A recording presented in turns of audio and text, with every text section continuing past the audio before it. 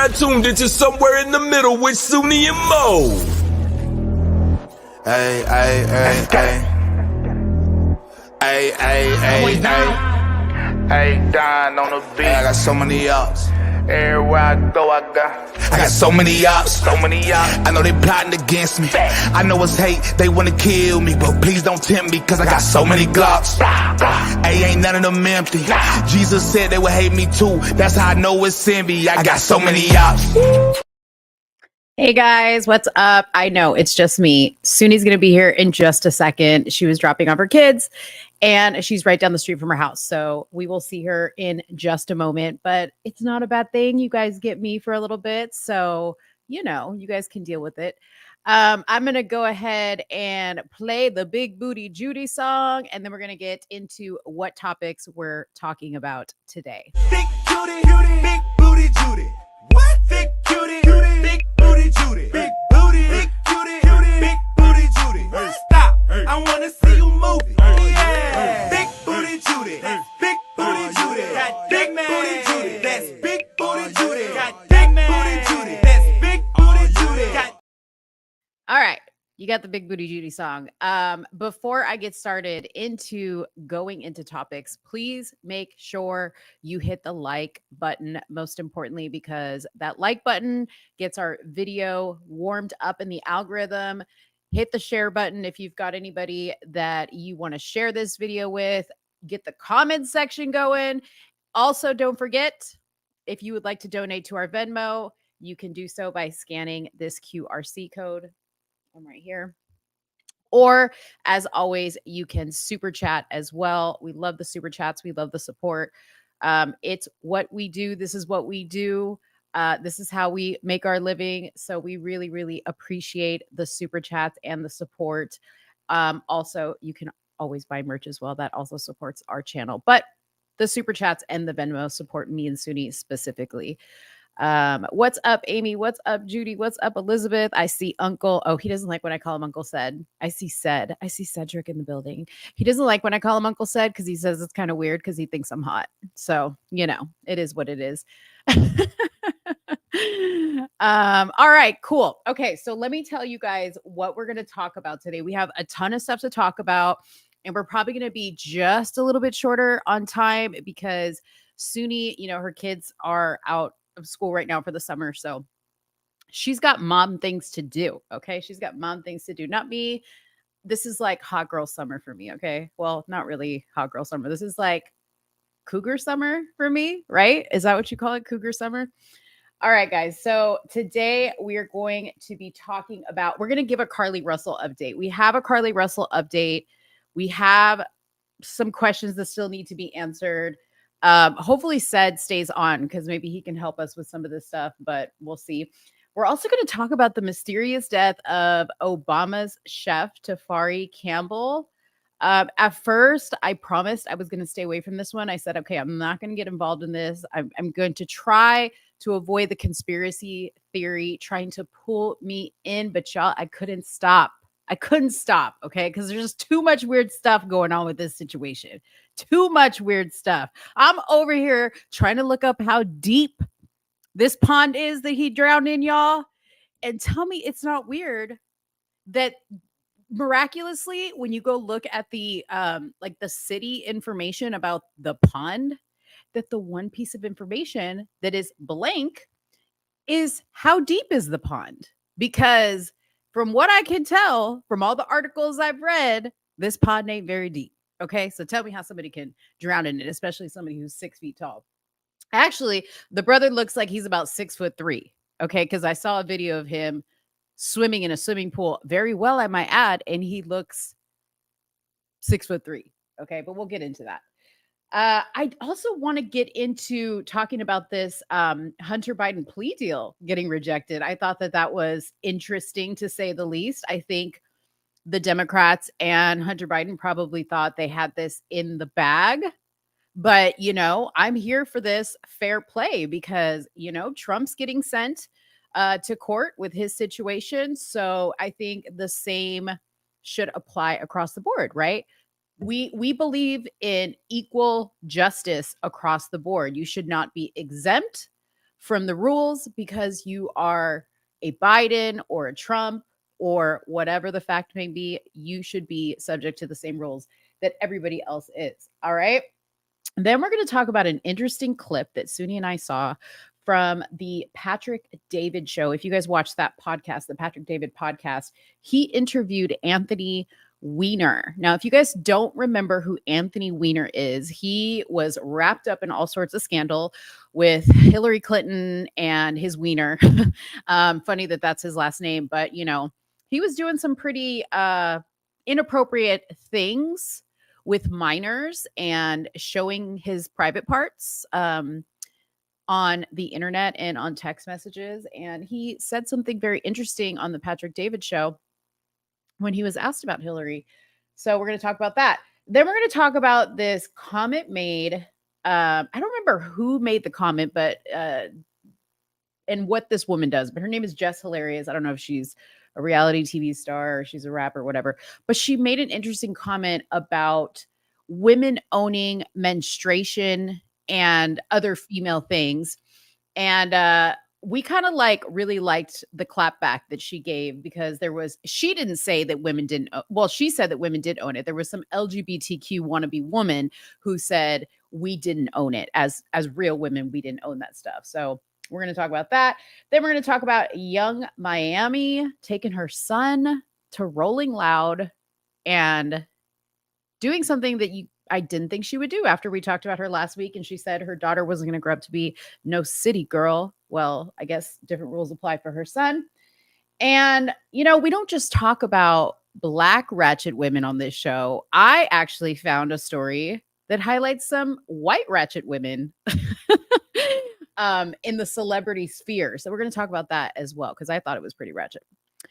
Anyways, I see Soonie in the back room, so she's getting set up right now. She'll be on here in just a second.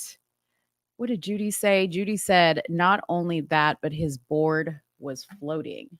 Well, yeah. Okay. So we'll talk about it more when Soonie gets on here. I paddleboard myself, and I find it really hard to believe unless this guy had like a stroke or like a what is it called? When your brain just, God, what is not a blood clot? Aneurysm, right? When it's just like literally lights out for you. I find it hard to believe that, number one, he couldn't grab the board or he wasn't secured by his ankle strap that's usually attached to paddle boards, didn't have a flotation device on. The buddy he was with didn't bother to help him. It's all very strange. And that's why I couldn't stay away from it. And Soonie and I were talking about it last week. Here she is, or last night. We were talking about it. And she's like, Mo, I'm not getting into this conspiracy stuff. So I was like, okay, here you go. I'm going to send you all this information so that I can suck you in. No. Conspiracy theory land is not my destination. Yeah. I tried, but I couldn't. Like I tried. I was like, yeah, this is, you can't do this. After everything I sent you, you still couldn't get into it? No. Just didn't go down. Okay. Well, you're going to have to defend yourself. Defend myself. Yes. You're going to have to defend why you are not going down this rabbit hole with me. It's boring. There's like nothing stimulating my mind there. It's just a bunch of, it's like tabloid news. I don't like that shit. It's boring. You don't like tabloid news. You go look at no, I really don't. You look at tabloid news when you're standing in line at the grocery store waiting for your stuff to get rung up. Like there is no validity to this story. It's just a bunch of people speculating. No validity? Tabloid news. Okay. No. You wanted to talk about young Miami. Because that's comparing. That's a repeal the 19th moment. That's not tabloid news. That's her comparing. That's her saying she's going to raise her daughter a certain way and then letting her son throw ones at a stripper. But That's this is not tabloid news. But this is a put Obama and Hillary in jail for like offing everybody. But it's story. never going to happen. So why even talk about it? I have faith. I have faith. I have faith. That's what happens in my brain. Is anything going to come of this? She's so long. No. Buzzkill. You said I'm a what? You're a buzzkill. You're so logical. It's a buzzkill. I'm sorry. Yo, did you see? Because I'm only bringing this up because Judy brought it up, or Amy. Wait, yeah, Judy brought it up. Did you see this dude, McConnell, just Yeah, I like watched the videos you sent. zoning out? Yeah, I'm Like waiting that for was conservatives to say he's brain dead. well, something clearly happened to him because he fell. I don't remember when this was, but apparently he fell and hit his head pretty hard. Um, but there was like a TikTok video like where they like zoomed in on his face and like you see his, when he's talking, his eyes are normal, but then like the minute he freezes, his eyes start to kind of like float upwards and you can see the pupils of his eyes shaking. And generally, like I don't know if you've ever gotten stopped for like a sobriety test, but I have been stopped for a sobriety, like at a checkpoint, like on New Year's Eve, like where everybody gets it randomly, basically. Oh, random. Okay. Yeah, it was like a random one. And so like they shine the light in your eye. And I was asking the police officer, I was like, why do you do that? Like, because who can see with the light in their eye? And he's like, well, actually, we're looking for a response from your pupil, like it's shake, because it'll like shake side to side. And that's kind of Yeah. what his eyes were doing. It was making this really weird, like shaky thing. So maybe the cameras flashing, triggered something. I don't know. But it's like a nursing home up there between him, Biden, Dianne Feinstein. Like it's like a nursing home up there. They need to cut those three loose. They need to go hook up to an Yeah, oxygen all those people need to retire. Like for sure. today. Not yesterday, but today. Go ahead and Yeah. retire. They're old, decrepit, and dead. Right. R.I.P. Sinead O'Connor. Yeah. Who is Pretty that? sad.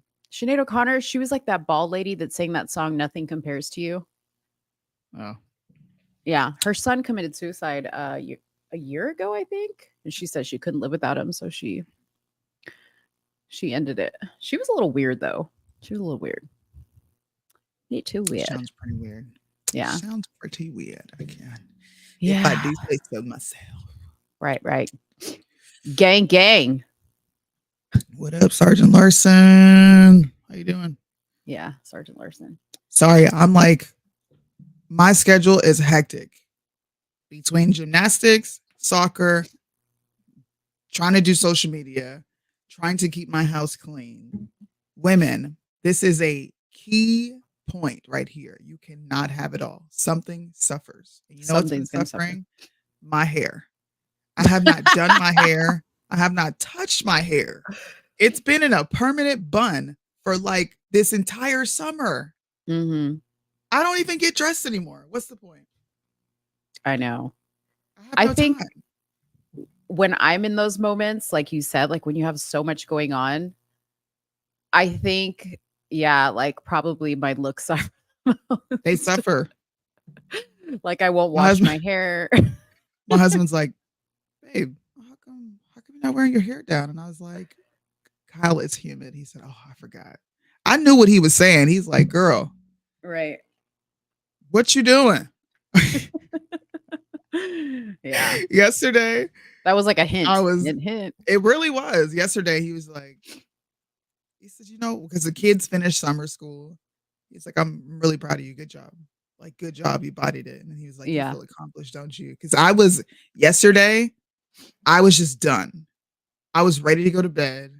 I didn't want to talk. I was like, yep. Okay. I'm tapped out, y'all. I am actually excited for school to start back up. So excited. Because this is a lot. Shout out to the moms who do homeschooling 24/7. I'm going to be doing it back home. Yeah. And shout out to the housewives, bro. We are built for this. Not every woman can juggle all this and then manage time to make sure shit works. Just saying. Do all your kids do sports right now? All of my children are in sports. Yeah, I could never. I'm sorry. All of them. And they go to different parts of the island for their practices. Like my daughters are in cheer camp now. They're working on cheerleading. My youngest child just earned a spot on a competitive team. My son is on the soccer team. My son also plays football. He also plays tackle football. And then my husband, who is just as sporty, just tore his bicep playing softball. It's been crazy. See, that's not it. See, that's the benefit sometimes if you don't have like an athletic child, but you have like a studious child. Those children stay home. Like those children stay. So shoot for your kids to be studious, not athletic. Just joking. Athletics are great. I totally think it's an important thing for every kid to be involved either in athletics or music or something extracurricular. Totally important. They've been busy this summer, so I'm happy. Yeah, cool. All right, Soonie, we'll take a breather. What do you want to do? You want to talk about something easy? Like, what do you want to talk about? What do you want to start with? Let's just dive right in. I don't even dive right in. Okay. Dive in. So let's dive in with Carlee Russell. How about that? Oh Lord Jesus, take the wheel. We diving in. Diving in. Oh man. See, we should I wish we had a whole team, right? That can just go and pull a flashback for us so we can see my original reaction. This is ratchet. I have never seen nothing like this ever outside of a goddamn movie. Have you ever seen anything like this? I know. Okay, you called it ratchet at the beginning, and I was just like, I don't know if it's ratchet as much as it's just like unbelievable that you can get away with this now. Like you can literally be sitting in the comfort of your home after staging your own kidnapping, admitting you lied to everybody, and you still at home? At home, no. Right? At home. Like, dude. You know why it's ratchet? This is why I say it's ratchet. Why? It's because the family. It's the boyfriend's family, her family. They're like posting stuff going back and forth on the internet. And I'm going to pray for Carlee and her mind because she ain't right. And my brother this and my brother that. And this hoe ain't saying shit. Her lawyer's like, yep, charges are coming.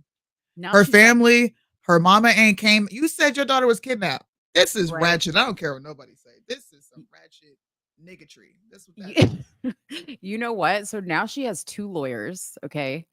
She's taken on 2 lawyers now. Okay, but one of the shows that I watch, shout out to JLR podcast on YouTube.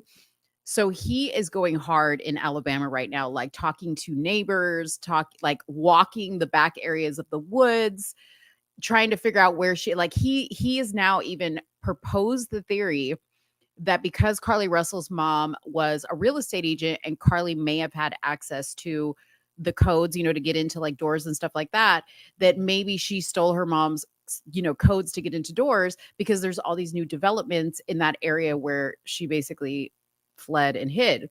Because they're like, there's no way somebody was out here 48 hours in the darkness, okay, with toilet paper and a robe from a spa and some Cheez-Its, right? So not only that, okay, but he has also brought up an interesting question because he was like, Carlee called not her mom and her dad, not 911, but his brother's girlfriend first. That was the first call she made before she called 911. Or I'm sorry, maybe she called No. She called 911 first and then she called the girlfriend, right? Because I was going back to the parents' interview where they were talking about it. And just to make sure, yes, that's what she said, that she was on the phone with the girlfriend. So now they're like, okay, was she in on this? Like, was she somehow helping? Because, what they're finding hard to believe is that she did all this solo. That's what's hard to believe. And I think that's what's taking the police so long to press charges. Because I think that they're trying to examine, were there any other people involved in this? You think so? At this point, I don't know. The parents sat up there. The mama cried. The daddy looked like a lost puppy. He was sitting there smiling. And you knew by then, they knew. By then, they knew. By the time they did that interview, they knew. Yeah, that's true. That's true. Maybe. But what would they charge them with? See, this is a whole nother show. What would they even get charged with? Would it be like accessory? I don't know. Would it be like conspiracy? Like, what would the charge be? I have no, I mean, I'm not a legal expert in Alabama on what type of charges. I Let gotta me hit see up if, Uncle Sid and ask him. well, he was watching earlier. I don't know if he's still in here. We it's this is just sad. This is the ghetto version of Girl Gone, and she failed. You couldn't even pull it off. Girl gone. That's what the ghetto version is. Girl Gone. Yep, She that's gone. what happened. Yeah. This is sad though, and she wasted resources. I also heard that the money, Not being returned. Soonie's audio is all over the place, very low to her voice, being very loud. Yeah, Am I low? It's not low, but like when you get close and then it sounds like you get close and get far. Oh, is that better? Do I need to say right here? Let me cover my Probably. mouth. Can y'all hear me? Put your lips on it. You know how they do in the recording Pause. studio? Can y'all hear me now? Is this consistent? Yeah, pause. Put my lips on what? Excuse me, On ma'am. the mic. You know when people are in the studio and they're like, they put their anyway. Your you mind know went what- there. I'm giving. You know what? You You're know giving me what? the refill Just today. for the hell of it. Yep. It's early. It's early for this. It's early. Yes, better. Thanks. Okay, I'm back. Okay. What was I saying? I don't even remember what I You was were- saying. Let's move on. You were talking about the donation money. Oh yeah, why don't they have to give it back? Well, let's see here what it says here. Crime Stopper. This is the latest updates. Okay, so this was 25 minutes Pull it up ago. on the screen. 25 minutes ago. Okay, yeah, I'll pull it up on the screen. 25 minutes ago. Wow. The latest of the latest. Wow. Okay, right here. Crime Stoppers of Metro Alabama will be refunding the $63,378 that was donated. We are releasing all the funds, executive director said. We're basing that Okay. on the statements made at the news conference. So, just so people know, though, this headline of them not refunding it was a little bit misleading because during my show yesterday, I went on to Crime Stoppers website and you can actually request a refund. So what they weren't doing Okay. was doing like a full on, like releasing all the funds back at once. Okay. But obviously, if you were like contacted them and you're like, I want an individual refund, they would have done it. Right. Yeah. Okay. Well, then I can't talk shit. Never mind. Yeah. Never mind. Now I look wanted at to this. talk crap. Advocates urge others to not let Carlee Russell case impact future missing people. I don't understand why they keep saying Why do they this. keep doing that? It won't. Why? That's won't. like them. Why would they then cast doubt on every other black woman just because this black woman did it? That makes Right. no. See, I'm not moving the conversation, but I do want to compare. Mhm. You know, these advocates come out in droves for missing black women, childbirth, black women dying at childbirth. Mhm. But these advocates don't come out for young black children missing. There's a lot of little black kids missing. Little ones, yeah. Mhm. I'm not saying like, look, fuck women, but where is how come we don't have equal outrage? It just Mm. seems like when adults go missing, it's like this major thing. And when kids go missing, unless it's some sort of polarizing story, it doesn't take over the airwaves. Like there have been 5 children found dead due to their parents killing them in the last week and a half. The Right. stories that I've been watching, and that hasn't hit mainstream media news or national news. I don't know. I just wonder why Yeah. don't we highlight those at all? I don't know, but I kind of feel like they're trying to convince people that, you know, if this happens ever again, that there's going to be less credibility given. How about just not have a stupid whack ass story with holes in it? You know what I mean? Like that's all you need to do. Like seriously, like I highly doubt if you call 911 that the first thing, no matter what state you're in, the first thing they're going to think of, oh, this must be another Carlee Russell. You know what I mean? That's facts. Yeah. No, they're going How to do jump you- into action. That's stupid. Once again, it's an indictment on people. It's an indictment on a bunch of people saying that they're this way, but they can't take it when the shoe's on the other foot. Yeah, It's crazy. it's We crazy. live in crazy times. It's crazy, but I do want to see her. I said yesterday they need to throw not just the book, but they need to throw the entire bookshelf at her, because if anything, this needs to teach people that you can't do this and get away with it. Like there's Right. going to be stiff consequences. People are saying, oh, well, she can maybe do like a rehabilitation, like No. learn your lesson type of thing. She has to go to jail. Yeah. You wanted to go bye-bye? We'll send you bye-bye. Exactly. Go missing for real. Have fun. Yeah, I exactly. see you in a couple months, and then people will be like, "Oh, Carlee's back. Yeah, Carlee's she back. back. She back. for sure." She back. Oh man. Okay. Let's talk about okay, people are talking about this. Let me talk about this really quick, the Hunter Biden thing. Oh, Because God. that's popping up in the comments, and we need to give the people what they want. Y'all like some stupid news, I tell you. I ain't got nothing to say about Hunter. I'm praying for Hunter and Joe. Are you? I am. I pray for everybody. I ain't gotta like you. Why specifically are you praying for Hunter and Joe? Because Hunter's an addict, and I have a bunch of addicts in my family. So there's times where I have a soft spot, and there's times where I'm just like, bro, you're not shit. And his father's Joe Biden. So Yeah, that if sucks. we complain about Joe Biden, I can only imagine how he feels having to live with Joe Biden. So I do feel bad for his kids. And Joe's old, and he's going through dementia, and the mall is open, but ain't nobody shopping. So I pray for his soul because I don't want anybody to go to hell. I think in this case, he deserves to go to hell because I've seen him in pictures with little kids in front of his genitals, and that's pure unacceptable evil to me. So this man does not get my prayers. I don't care how tough his life was in his head, or who his father is.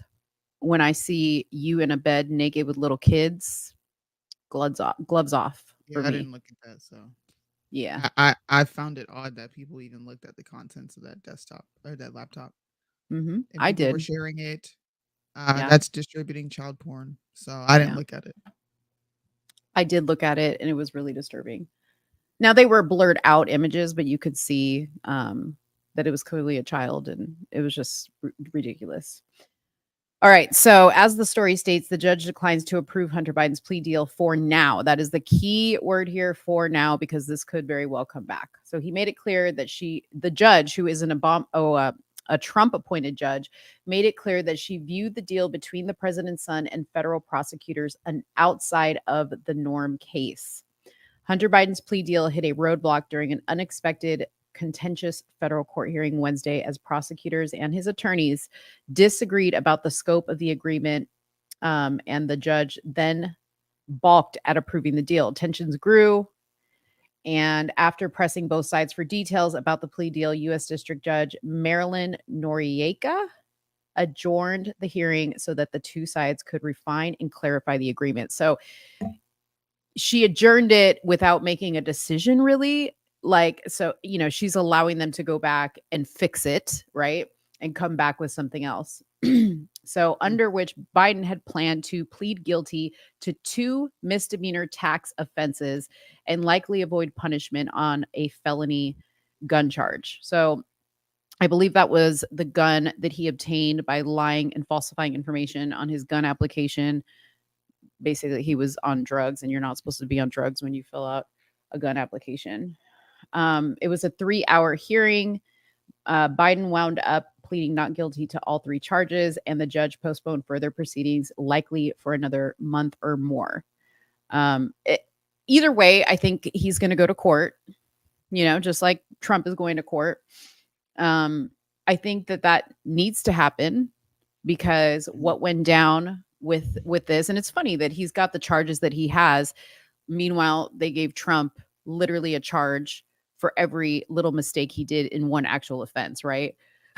So it's like the equivalent of getting in a car accident, and instead of charging you for reckless driving, they're charging you for damage to a wheel, damage to a bumper, damage to a door, damage to a mirror, damage to a window. That's what they're doing with Trump. And with Biden, they're like, you got a little bumper, you got a little fender bender, it was a hit and run. It's no comparison to how they're treating Trump versus how they're treating Hunter. But it'll be interesting, nonetheless, to see how that plays out. Yeah. Soonie's like, who gives a it's important. Hey, look, if people want to, hold on to these discussions, then hold on to them. I won't be partaking because there's nothing that's ever going to come of this. So why would I waste my brain power, time, and energy discussing charges that will never come? I don't understand why anybody gives this life. I really don't. I think it's stupid. I think it's the same reason or the same way I feel about discussions about racism. Like I feel like those conversations don't go anywhere. Not that they can't go somewhere, but they don't go anywhere. I feel the same way. So I feel you, girl. I feel you. You pick the next subject. I'm trying to. Sorry.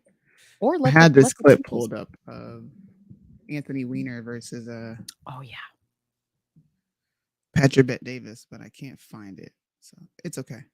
It's all right. We'll find it on. It was like 48 minutes in where they're questioning him about,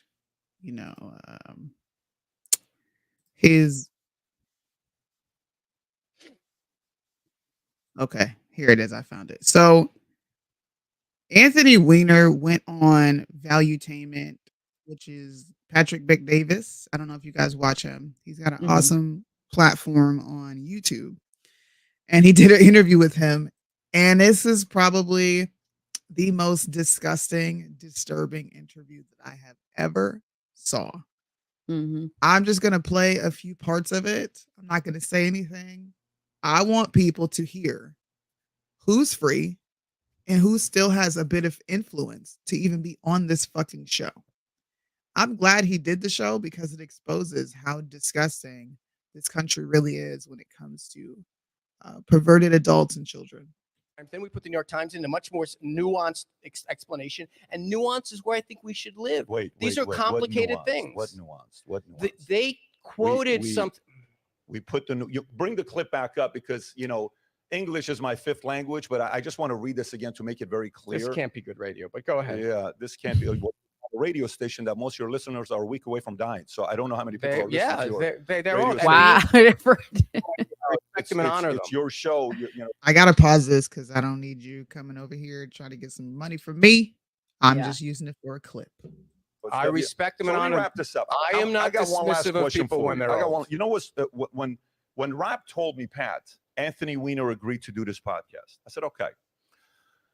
I said, I got to respect that the fact that he's at least coming down. There's a lot of people right now. We're about to do a town hall. I believe we're doing a town hall here with Vivek in 2 weeks. We're doing a town hall where pretty much every candidate's been invited to do a town hall.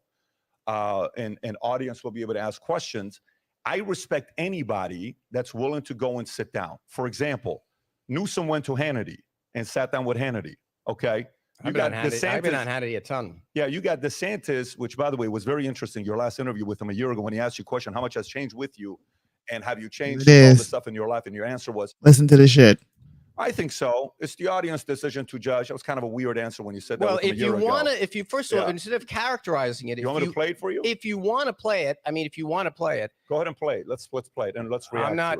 But if you want to go back, I don't want to go back. We're kind of all over the map here, but go ahead. I'll be glad to go. I don't. But I got one last. On WABC Radio in New York, they are exploring the left-right divide and major issues afflicting New York City and beyond. One of the co-hosts is former New York Congressman Anthony Weiner. He spent 18 months in confinement for sexting with a 15-year-old girl. He was released in 2019. He says he's ready to answer tough questions about his own life, the challenges facing the country. He's joining now our friend Curtis Sliwa with a new show, their co-host, The Left versus the Right. Anthony Weiner, thank you for being with us. Curtis Sliwa, always good to see you, my friend. Real quick, who in their right mind would work with him on anything related to politics, the right versus the left, after he was just caught and openly admitted to sexting a 15-year-old child? Right. Somebody who's Why? probably doing the same thing. Disgusting. Leslie Woodward. Yep. I guess the first question that I have is, you pled guilty, Anthony, to sending obscene materials to a young girl, a 15-year-old girl. You pled guilty, you served jail time. Have you changed? Are you a different person? God damn it. Fucking ads. What's that? Oh, I was like, what is that? You playing a game on the side? Well, I think so. I don't think anyone can go through Hold that on. kind of experience. I know it paused. Listen to the question you was asked, bro. Hell no, this nigga's bugging. My friend, I guess the first question that I have is, you pled guilty, Anthony, to sending obscene materials to a young girl, a 15-year-old girl. You pled guilty, you served jail time. Have you changed? Are you a different person? Well, I think so. I don't think anyone can go through that kind of experience. And I think this is probably true of people who I have think so. been through other types of think so. adversity. I don't think you go through that type of experience and don't emerge changed. Well, wait, but Anthony, wait a minute. So That's I think it's fairly Anthony, obvious. That's an obscure answer. I think so. Either you know in your heart if you changed, or you know in your heart if you didn't change. Can you assure people, because you're going to now try and draw in an audience, and they're going to want to know if you changed or not. Have you changed? They can judge for themselves. Does this sound like a guy who's no longer texting children in a sexual way? Right. Why is he free? Why is he even relevant is what I'm asking. Like, why is this I have coming? no clue why anybody's interviewing him. No idea. Right. Well, see, they know, and there's a reason why. Like, because they're not just like, oh, he wants to talk about this stuff. Let's bring something is gonna be brewing. Just wait. Just wait. It gets better. It's almost over, y'all. Okay. I'm sorry? I said they can judge for themselves. I'm not out to persuade you or anyone else that I've changed. I mean, I'm doing a radio show and people can call in and ask me questions. We did one this past Saturday where people had an opportunity to call in and pause it. we're You said you want to react to it? No, you were characterizing it. So rather than you characterize it. Was I pretty accurate on characterizing it, or was I a little off? I'd be honest with you. Got it. I just want to make sure I'm Wow. pretty accurate. Would it be fair to say you stand by that statement? Do you think you have changed? Dude, I didn't know those allegations. Those are heinous allegations. Have you changed?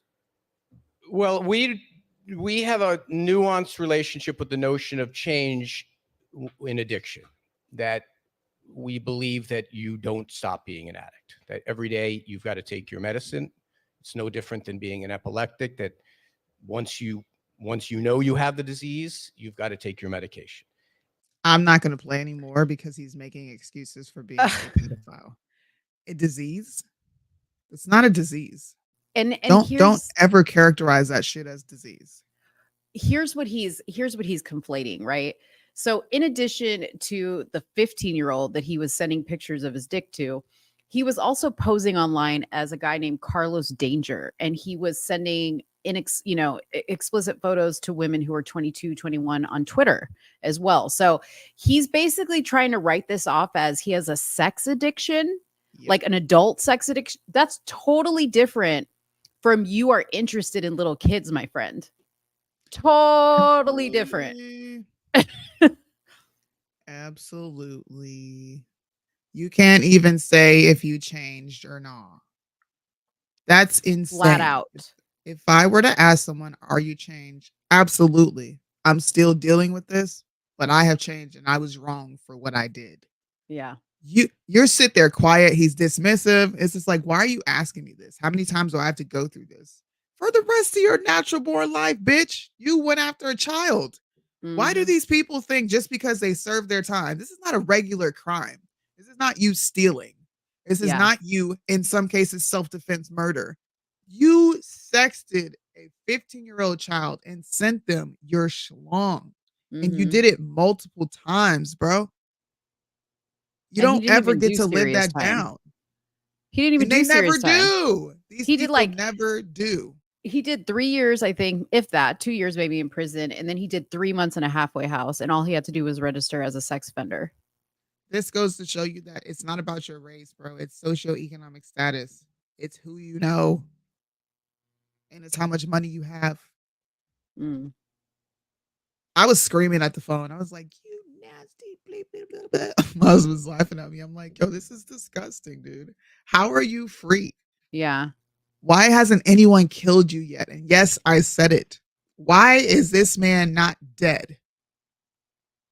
You know, this is where that's why I'm interested in why he's even being talked about or interviewed, because his wife, her name was Huma Abedin, and she was a very, very like at the top aide to Hillary Clinton. Okay. So he had that weird connection there. And also in that interview, they talked about Hillary Clinton, and just like he did his disgusting fetish for little kids, he kind of like wrote off what Hillary did as just like no big deal. Like this guy thinks nothing is a big deal. Nothing. He when they were talking about his sex crimes and the Hillary stuff, he literally was like, "Yeah, but that's dated. That's dated news." Yeah, he did say that. That's old. Like he just wrote that shit off.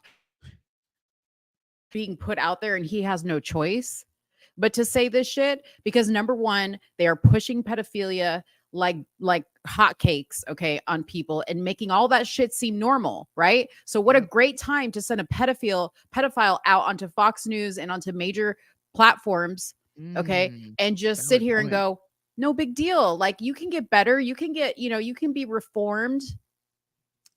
Wow. Think about that. And then at the same time defend Hillary. Yeah, Hillary did nothing. Yeah. I mean, I agree with that. There is this sense of like protecting pedophiles, and well, they have a mental condition, a mental illness. No, it went from pedophile to minor attracted people. What the fuck is that? Right. You're a pedophile. Pedophile has a negative connotation behind it. We're not going to be switching names to make them seem like more of a victim. I'm very sensitive about this topic. I don't like it. I do not like hearing about children being harmed. And I don't like when we get to watch individuals who have harmed children sit on platforms, make money, and function in society. Run the country. Run the country. That's what a slap in the face to all children who have ever experienced molestation. It is the worst thing that you can ever experience. Your innocence is gone. Your life is forever changed, even when you're an adult. And it gets 20 times worse if you have children and they're girls. I don't play, bro. I hate this shit. I hate it. It's disgusting. Yeah. It is disgusting. Anyways, can we get to some lighter news of someone who actually stood up for women? Yeah, I think this is an interesting topic for sure. I love that she said this. Jess Hilarious. If you guys don't know who she is a comedian, really popular in the Black circuit. She does skits with her and her son and sometimes her boyfriend. And she's funny. Sometimes she's funny. Other times I'm like, all right, you're doing too much. But I came across this video where she said, who stands up for us and what the F you mean we don't own womanhood and menstruation? Now, this is an ongoing discussion between trans and actual real women. I have to be careful with my words because YouTube does not care about free speech. But do you have the video of what she's responding to? I cannot find that. She's not responding to T.S. Madison, and I'll get into who that is. Okay. She's responding to a random trans person who said that women don't own menstrual cycles. If you could find that, I have it. Roll it. You have it? I have it. Let's play that first. Let's play that part first.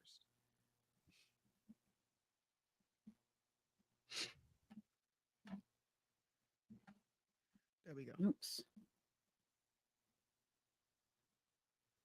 When the transphobia just comes out, the audacity and just the arrogance for cis women to believe that they own, period, that they own womanhood.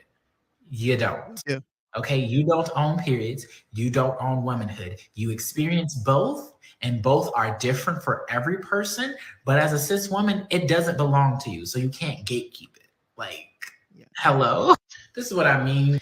So, just to be clear for all y'all who are easily fooled, and it says this up here, trans woman. This is a trans man. This is a man dressed as a trying to transition as a. I hate the way they put this trans woman. It's not a woman. This is a trans man. Yep. So it's apparently transphobic to say that only women get their periods, and only women can experience womanhood.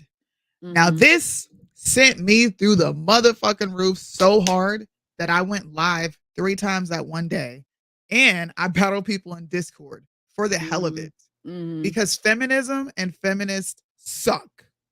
You freaking suck. Right. There is no protection for children, clearly, and there's no protection for women. They're allowed to come in our bathrooms and flash our children. They're allowed to flash us. They're allowed to say that they have periods. They're allowed to steal our motherfucking uteruses, and I can't even get mine taken out. I have to beg my doctor friend to take out my uterus, but you can get one put in because you're crazy as shit. I was so happy when I saw another Black woman speak up, because I'm going to be honest. We are the gatekeepers of this LGBTQ bullshit. We really are. We support it in droves. Women in general, but I'm going to be honest. Black women, we really support that shit. Yeah. Really. So when Jess Hilarious spoke out, I decided I'm going 10 toes down for her, because this is true. We need more women speaking like this. Hello.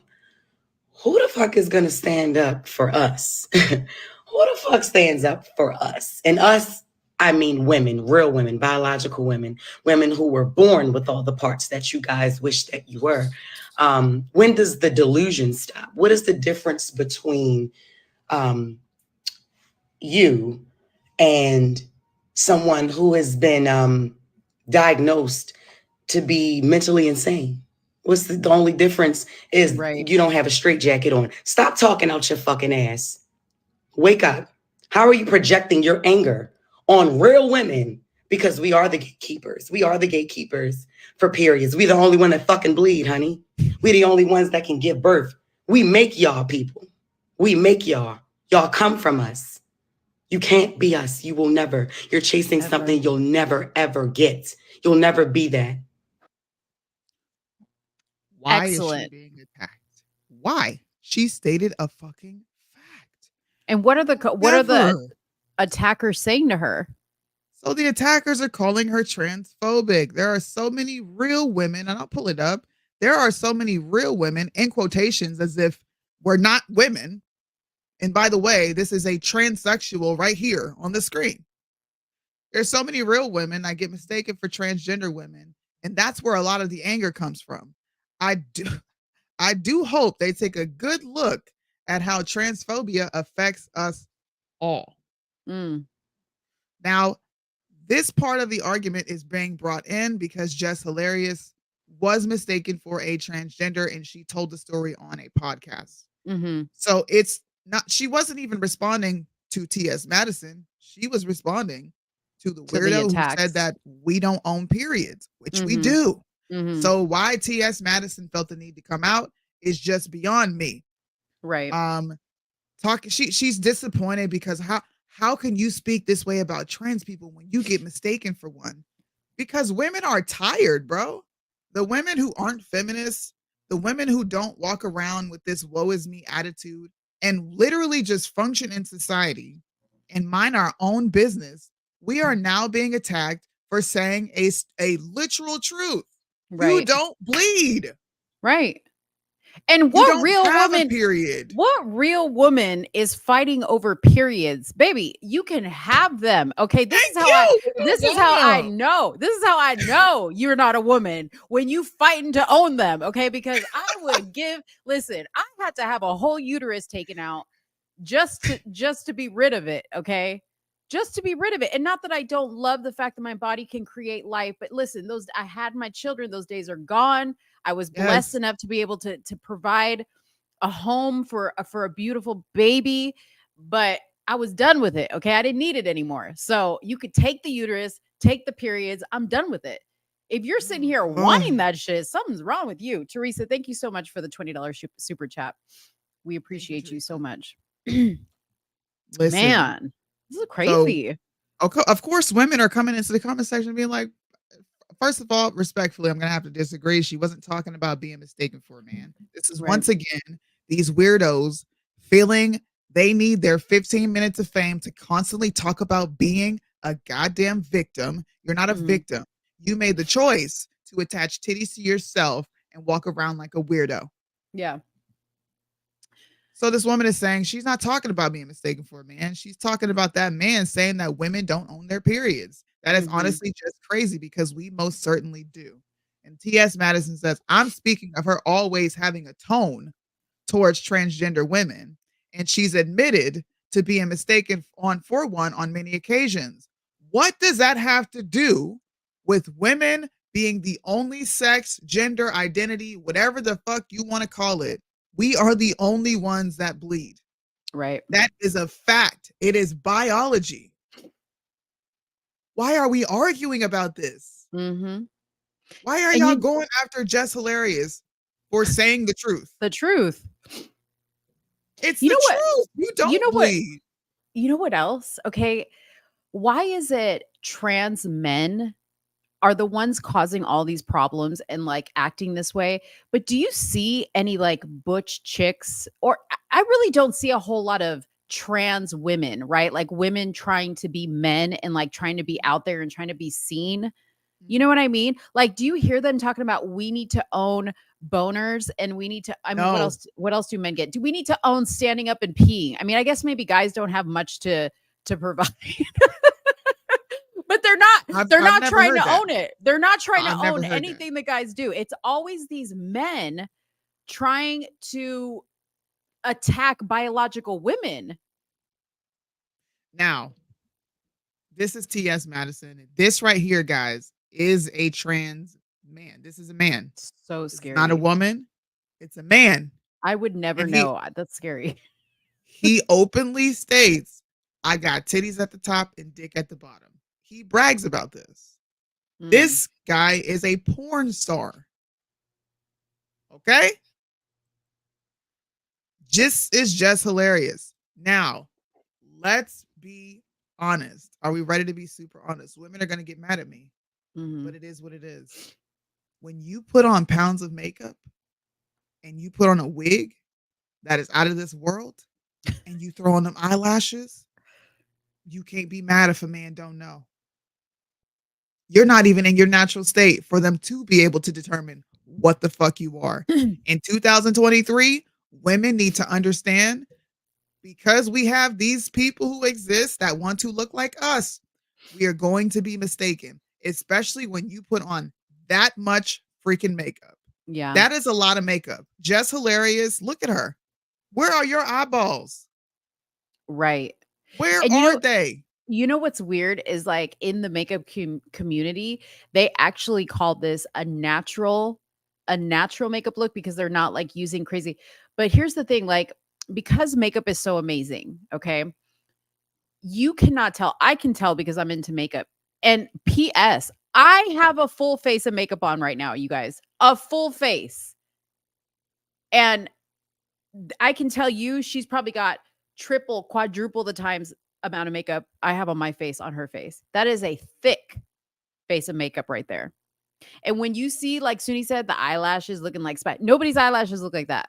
Okay. Nobody's eyebrows are literally waxed to their head. Nobody's hairline looks like that, especially if you're black. Okay. Your hair does not look like that. The jig is up. We know. But I'll tell you what, the one on the left, she could fool me because I think she looks more womanly than the one that's actually a woman. I'm just going to say it. Looks, okay? Not is. And the BBLs are another problem. Hey, I'm going to defend Jess because she deserves to be defended. We own periods. I don't care what y'all say. I bleed every month. And for one day out of every month, I have no sanity. None. I am a girl. When I tell you I'm a girl, my ovaries hurt. I was so insulted that I went back and pulled up an old video of 2 transgenders, white men, pretending to have cramps. What? Rolling on the bed. Ugh, I hate it. Not even playing, bro. Like, you are not. What do you feel? What do you feel? Dude, You exactly. explain it to me because we can't even explain it to each other as women. It's like, bro, this hurts. Dude, I feel like it feels like your pubic bones are being like pulled Ripped apart. That's what cramps feel like. Like pulled, like slowly, but like somebody's got a grip on them, on the bone, like on the pubic bone. Wait, forget that. Talk about the hips. You can't even lay down straight. And you just want to cry, and you can't crawl up into a ball enough. Like you just think, oh, if I get my body like tight enough into a ball, it'll be okay. And it's just not. No. They It's just want not. periods, and real women are like, take it away. Right. Take it away. Just think of that for a second, y'all. We Right. don't want our periods. We don't even want our uteruses after it. There is no need for me to have After we uterus. have no I've had use for children. them. We have no use for them. Yeah. Take it out. Yeah. Real Dude, women. Oh my God. I would love a tranny man to tell me what it feels like to have your period. I've already gone through that in Discord. There was a whole man, and Fam is in here. There was a whole man who said, we are cis women, and he considers himself a woman. Wait, Soonie, why are you still holding yourself? Cause, bro. Soonie's still over there holding herself.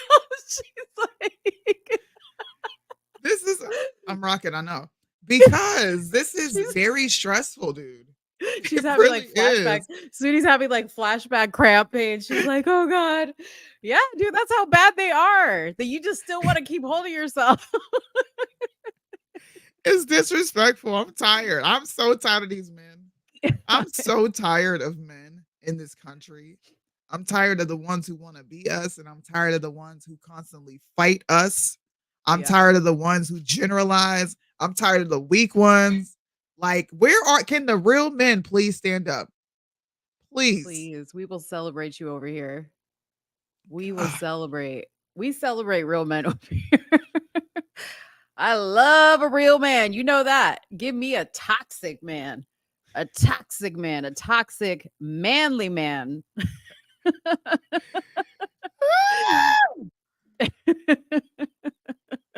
I'm done. I need a break. When I am mentally tapped the out. I need a break because this is just too much. It's too much. Yes, I know I said it. This segues into our next topic of, listen, we are going to create women, ladies. We are going to create a generation of men that hate us. In fact, we are raising a generation of men that hate us. Mm-hmm. Last week, we talked about Carisha, aka Young Miami, and how she wanted to raise her daughter. She don't want her daughter being a whole city girl. Remember that? Well, I remember. I was scrolling, doing what I normally do, scrolling and shit. And I saw that she let her son go to Rolling Loud. And I'm not going to play the video because I feel it is highly inappropriate. I'm just telling you now. I'm not playing the video. Okay. Yeah, because it has a child in it. He's throwing money at strippers. Mm-hmm. I'll put up the steal. But this is him surrounded by adults at his mother's show where there is a girl on a pole doing all types of obscene things. And he's throwing ones at her. Now, somebody said, you're going to address this, and she said, my son at Rolling Loud having a ball backstage. Let's address it. The reason I'm bringing this up is because, is it cutting out for real? Now it's good. It has like, it's not terrible. It's just like, it has like this like wave kind of sound every now and then. I don't know why. I'll have to fix it. My sound. Okay. Can you hear me clearly now? Yeah, it's bearable. We can hear you clearly. Okay. The reason I'm bringing this up is because she doesn't want to raise her daughter in a certain light, which is not being a city girl. But she is allowing her son to grow an affinity for city girls. If it's not good enough for your daughter, then why is it good enough for your son? Right. I don't get it. He's not 6 years old. He's 10 years old. And I agree with this woman. He should not be throwing money at strippers, nor should he be out that late in an environment. I love the comment. With a bunch of adults. How, Sway? You just sat on a whole interview talking about how you want your daughter raised, but you're going to allow your son to just, here, take him, world. But it almost seems like she was like posting that to like troll people in a way, because she was like, let's talk about it. She's like, didn't post it. Someone else did. Oh, somebody else posted that? Because I thought she said something like, my son at Rolling Loud. She was responding to a comment. It. So that video was in JT. JT is her bandmate. They're in a rap group together. Gotcha. She was recording, well, look at my nephew having fun. And then someone else came in and was like, this is really what you're going to do? And she's been responding ever since. So, like, I don't know, bro. I don't know what the future is going to look like. I don't know if we're going to recognize it. I don't know. But it hurts me to see that women are okay with their sons being raised this way. But they want to protect their daughters. It's like women hate their sons so much so that they want to make them weak and tolerant, not actual strong men. Yeah, I mean, I think in general, not just like with celebrities, and we'll talk about another celebrity that's, I feel like, messing up her children. Not just with celebrities, but like, I just go places in general and I just see the way mothers parent their children and leave their children unattended, allow their children to be around certain environments that are not environments that children should be around. I think mothers are doing a really bad job in general. Like, this woman just happens to be a public figure, so people know about her and they're going to talk about her, but she's not the only one. Like, this is happening in massive droves, in my opinion, of women who are not being good mothers. And why are they not being good mothers? They're allowing pop culture to raise their children and dictate, what they allow their kids to do, because they don't want to be seen as like an uncool mom. No thanks. My daughter's 20, almost 22. And I told her today, okay, we were getting ready to go to a pool, and I have a bunch of bathing suits. I have some more party bathing suits that are a little bit more cheekier in the back. And I said to her, is this showing too much butt? Like, we're just going to like the normal pool. You know what I mean? And she's like, I think you look cute. You look like you could be my sister. And I said, I'm not your sister. I'm your mother. I'm going to put on a more modest bathing suit, even with my 22-year-old daughter, right? I'm not trying to be seen as her friend and her party buddy. Like, we can go to the pool looking modest, right? So, yeah. That's facts, though. Like, the fact that moms will leave the house like that with their daughter and take pride in looking like her sister, right, is that's. I'm not gonna lie. I'm a very judgmental parent. I feel like my way of parenting is the best way. And I look at everyone else like, what a shit parent you are. Like, to dress like that in front of your daughters, to leave that example for them, is very low. And I think the standard of being a mother has completely it's been diminished. Right. It doesn't mean what it used to mean. Like, for some reason, it was like when you were growing up, and this is me, my mom didn't play with me. She didn't play. Me and my mother don't get along, but she didn't play that shit. There was a standard. And if I didn't meet that standard, I knew it. She always told me, I'm not your friend. I'm not here to be your friend. I'm not here to make you feel good. Right. I'm here to raise you, and you can go off and do whatever you want when you're old enough. Right. But she was never my friend. Never. Right. The standard of being a mother is low. Yeah. For me, you can make your own decision. Obviously, after a certain age, you can make your own decision. But I'm not going to stop being an example to you. I wasn't faking who I was to begin with. Like the example I gave you is who I am and who I would hope that you would want to be as a young woman. But yeah, I mean, those are things I still think about. Crazy. I guess I'm I'm gonna run kind this of a clip judgy real mom. quick, y'all. I am judgy. I don't hide it. I can I be judgy really don't. sometimes. If your child is unruly and you're just like, oh, come here, calm Yeah. down. If you don't snatch his little ass up and tell him to sit down and act Yeah. right, I will judge. Now you ain't gonna catch me at the pool in no burkini, okay? A little swimming suit that covers me from head to toe. We ain't No, doing I all don't that. even do Like, that. like Mo's still looking cute at the pool, but I'm not looking like a hoe at the pool. You know what I mean? Right. Right.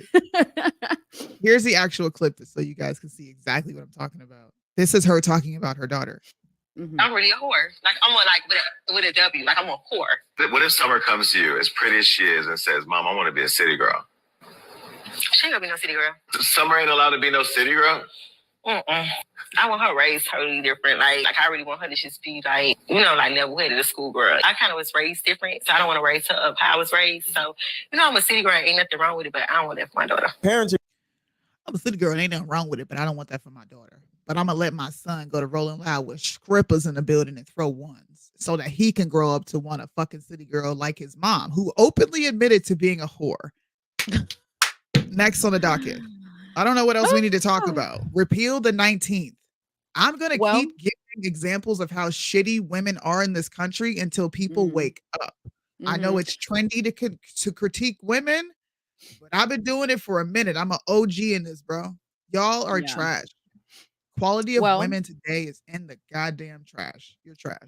Let me share my story of I think is an example of shitty parenting. So Kristen Bell, who is married to Dax Shepard, both actors, she went on the Kelly Clarkson show and was talking about how she took her kids to Disneyland, and at Disneyland they have I forget the name of the restaurant, but it's like it's a secret club that you can belong to at Disneyland.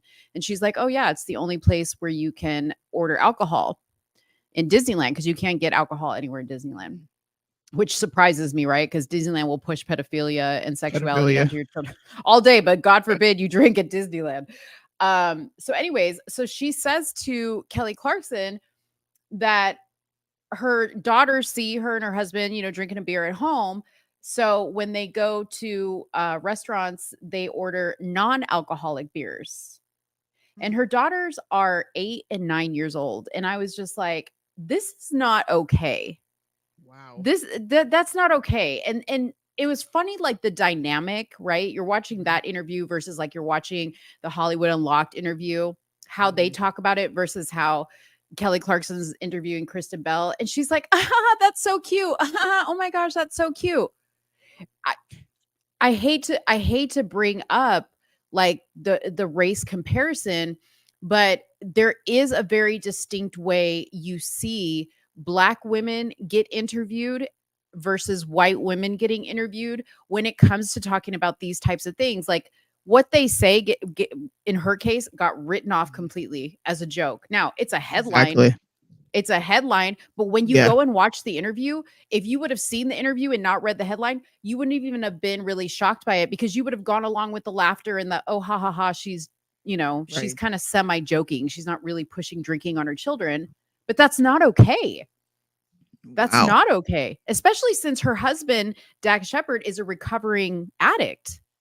Wow. So they already have addiction in their blood. And they're just laughing that off. I don't think that's funny. I'm gonna have to agree with you. There is a like we brought this up on the last Repeal the 19th edition when we were like struggling. How do you explain why there is such a different reaction? Well, one is Black, one is white. That doesn't mean that you're racist. It just means that you bought into a stereotype. Right. And Black women are judged more harshly. Let's just keep it stacked. I'm sitting here going in on Carisha. And I know I've saw other conservative influencers go in on Carisha for her sentiments. but no one's talking about Kristen Bell because she's the cute blonde. And what would Mhm. she do to her children? Right. Well, clearly she's giving her daughter, um, what do you call it? A Non-alcoholic beer. non-alcoholic beer. Now I've Mhm. had, I think it's called O'Doul's, because Mhm. my father-in-law drinks them. But Mhm. I'll be damned if I handed it to my 11-year-old son and was like, yeah, here, you can have it. Just because it's Exactly. non-alcoholic, it tastes like beer. It does. It does taste like beer. It does. And Beer. I'd be like, no, dude, you're gonna drink this apple juice out of your juice cup. Oh God. Yeah. We live in a crazy world, y'all. Crazy It's world. crazy. It's Can crazy. we get to, we have one more topic, don't we? I think we have more than one more topic. Hold on one second. We flew through these topics, girl. Well, because you said you had stuff to do, so I figured, okay, number one, we got to start on time. Number two, okay, so let's talk about LeBron James's son and the comparison with that and Tori, the Tori Kelly. Tori Kelly, yeah. Yeah. I think we agree, but we agree in different ways Yeah. on this. Can I read the stories? Let's start with Tori Kelly's story real quick. So she was rushed to the hospital after collapsing, and doctors have found it looks like blood clots around her vital organs, which is a super serious thing. She was at dinner in downtown LA Sunday night with friends when her heart started beating really fast, and she passed out for a while. Tori's friends wanted to make sure she wasn't taken to a hospital downtown, instead taken to Cedars-Sinai, one of the country's premier hospitals. So they carried her outside, loaded her in a vehicle, and sped to the hospital instead of calling an ambulance. Let me tell you, that's really gutsy of their friends, considering they didn't know what the situation was. And just that little move of not calling people who could literally be saving her life on the way to the hospital. I don't know. I don't know how to feel about that. She's in the ICU. Doctors have discovered clots in her legs and her lungs and are still working to determine if there's any clots around her heart. The singer's been in and out of consciousness during her hospitalization. So, the same day, LeBron's son, Bronny James, cardiac arrest, suffered a cardiac arrest while he was at his team practice at University of Southern California. He also went to Cedars-Sinai and was being treated. It looks like his situation is more stable than hers. They said that patients who experience an unlikely cardiac arrest often undergo numerous tests over multiple days to determine the causes. He spent some time in intensive care, which is a positive sign for his long-term recovery. He's only 16 years old, which makes this really, really sad. And regardless of my thoughts about LeBron James and politics and all this other stuff, like no parent wants to get this call that their child is being rushed to the hospital, having cardiac arrest. So like, for sure, my prayers go out to them as well. They don't know how this is going to affect his basketball career, or if at all. But yeah, very interesting that these two things happened, I think, within a day of each other. Do you suspect the jab? So in Tori Kelly's case, I'm going to lean more towards a yes, because the clot word was used and several clots were used. And after watching that one documentary, which we cannot name on here because we'll get dinged for saying so, but after watching that and that having to do a lot with that type of condition, it makes me suspicious. Now, both of these people, Bronny's a lot younger than her, but she's considerably young herself. A 16-year-old suffering cardiac arrest, much like Damar Hamlin suffering cardiac arrest, is interesting to me. Now, let me say something really quick here. Speaking of Damar Hamlin. So Damar Hamlin, okay, y'all remember he was the Buffalo Bills football player who literally went into cardiac arrest on the field, and he pretty much did die, and they brought him back to life. Okay. he suffered a cardiac arrest. And it's funny because when people were talking about Damar Hamlin's condition, those of us that suspected there was something nefarious going on with the whole jab situation, even though we didn't know if he had gotten the jab or not. I have to go. They just called me to the field. So I'm sorry, guys. If I can come back, I'm going to come back. I didn't hear you. What did you say? They called I you have to to go. the field. Oh, to the Yeah, field. they called Okay. me. Okay. All right, guys. So anyways, as I was saying, so Damar Hamlin had that situation, and a lot of people were like, you guys, let's not jump to conclusions. Let's not, immediately assume that it's the shot, that caused this. It could just be because he was exerting a lot of energy and adrenaline that caused him, and he also took a really bad hit that caused him to go into this cardiac arrest on the field, right? But Bronny James was in the middle of practice, and as you know, when you play basketball, you are constantly running up and down the court, so your heart is pumping. Okay. Now he's not a 30-year-old man. He's a 16-year-old boy. So unless he has a pre-existing heart condition that nobody knew about, this shouldn't happen at 16 years old. So, to answer Soonie's question, and unfortunately she had to leave. She just got a call about her son. She has to go to the field where her son is doing practice. Hopefully everything's okay. Yeah. I do think it is related to that. And Red Pill makes a great point. He has grown up with the best nutritionalists, private trainers, exactly, right? And I'm sure he's had a full cardiac workout or workup going into college and being in the sport that he's at. So great point.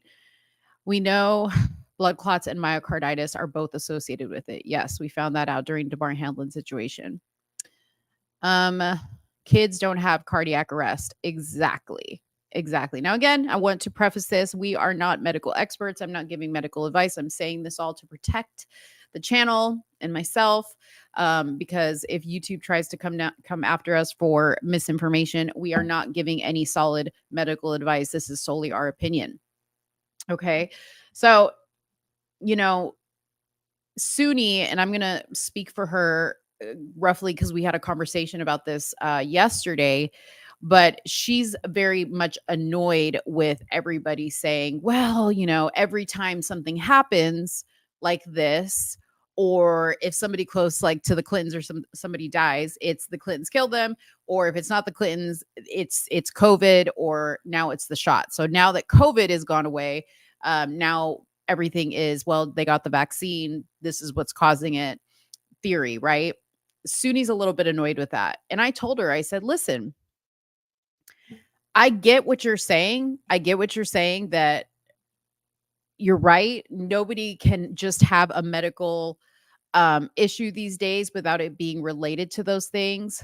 But one has to really acknowledge that a 16-year-old going into cardiac arrest is very odd.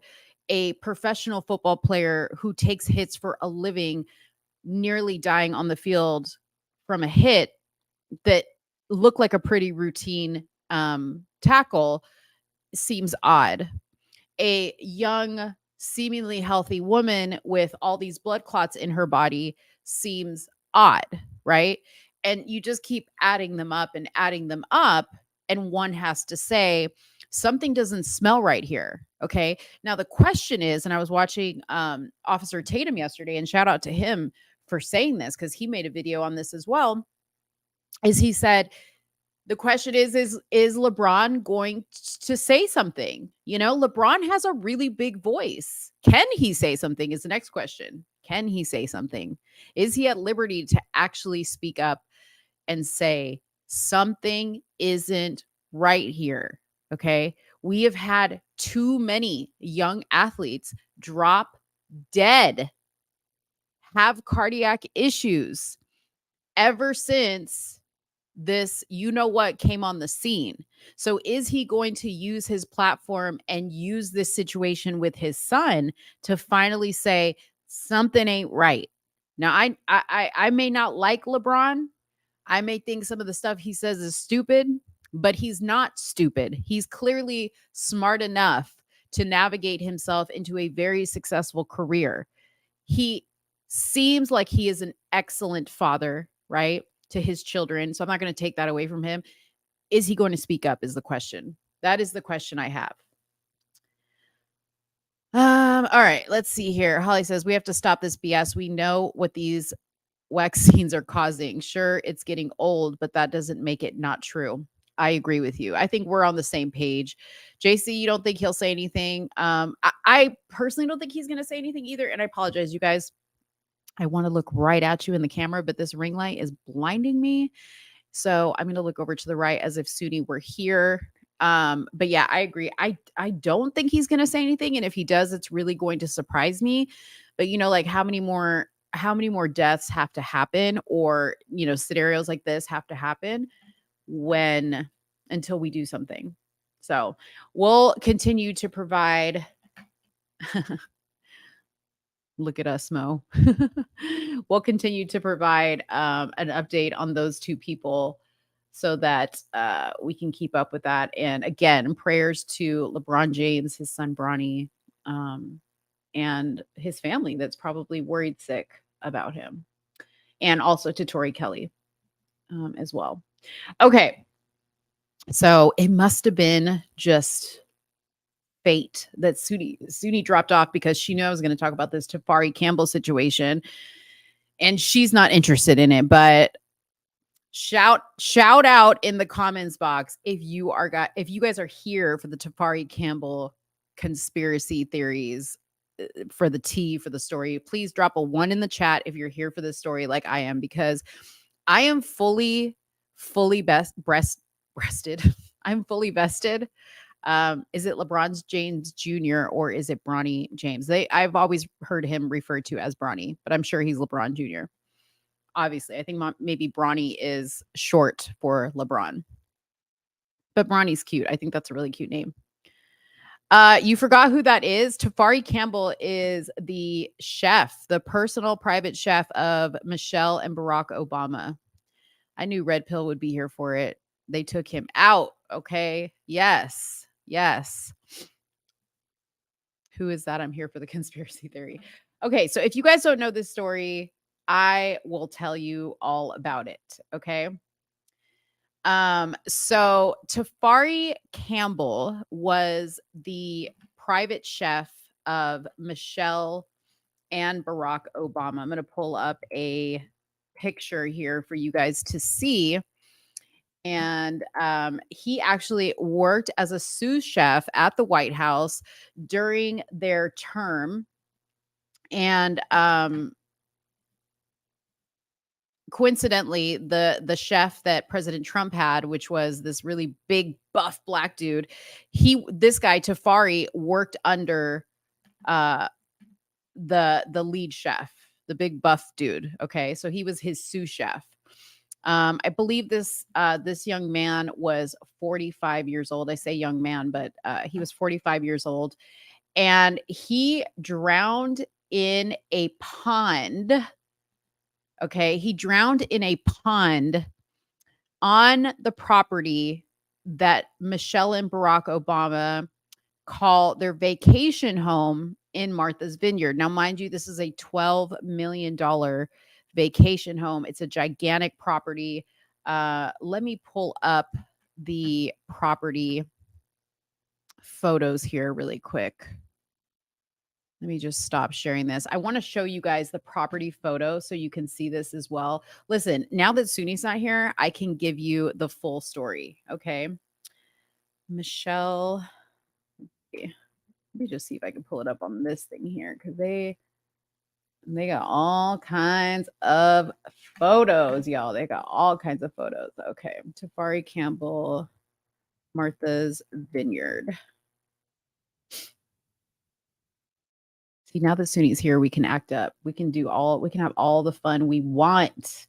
And she ain't going to kill our vibe. She's probably listening to us right now. And she's probably laughing. And she's probably going to try to get a call-in number so she can join the show. But it ain't happening. Okay.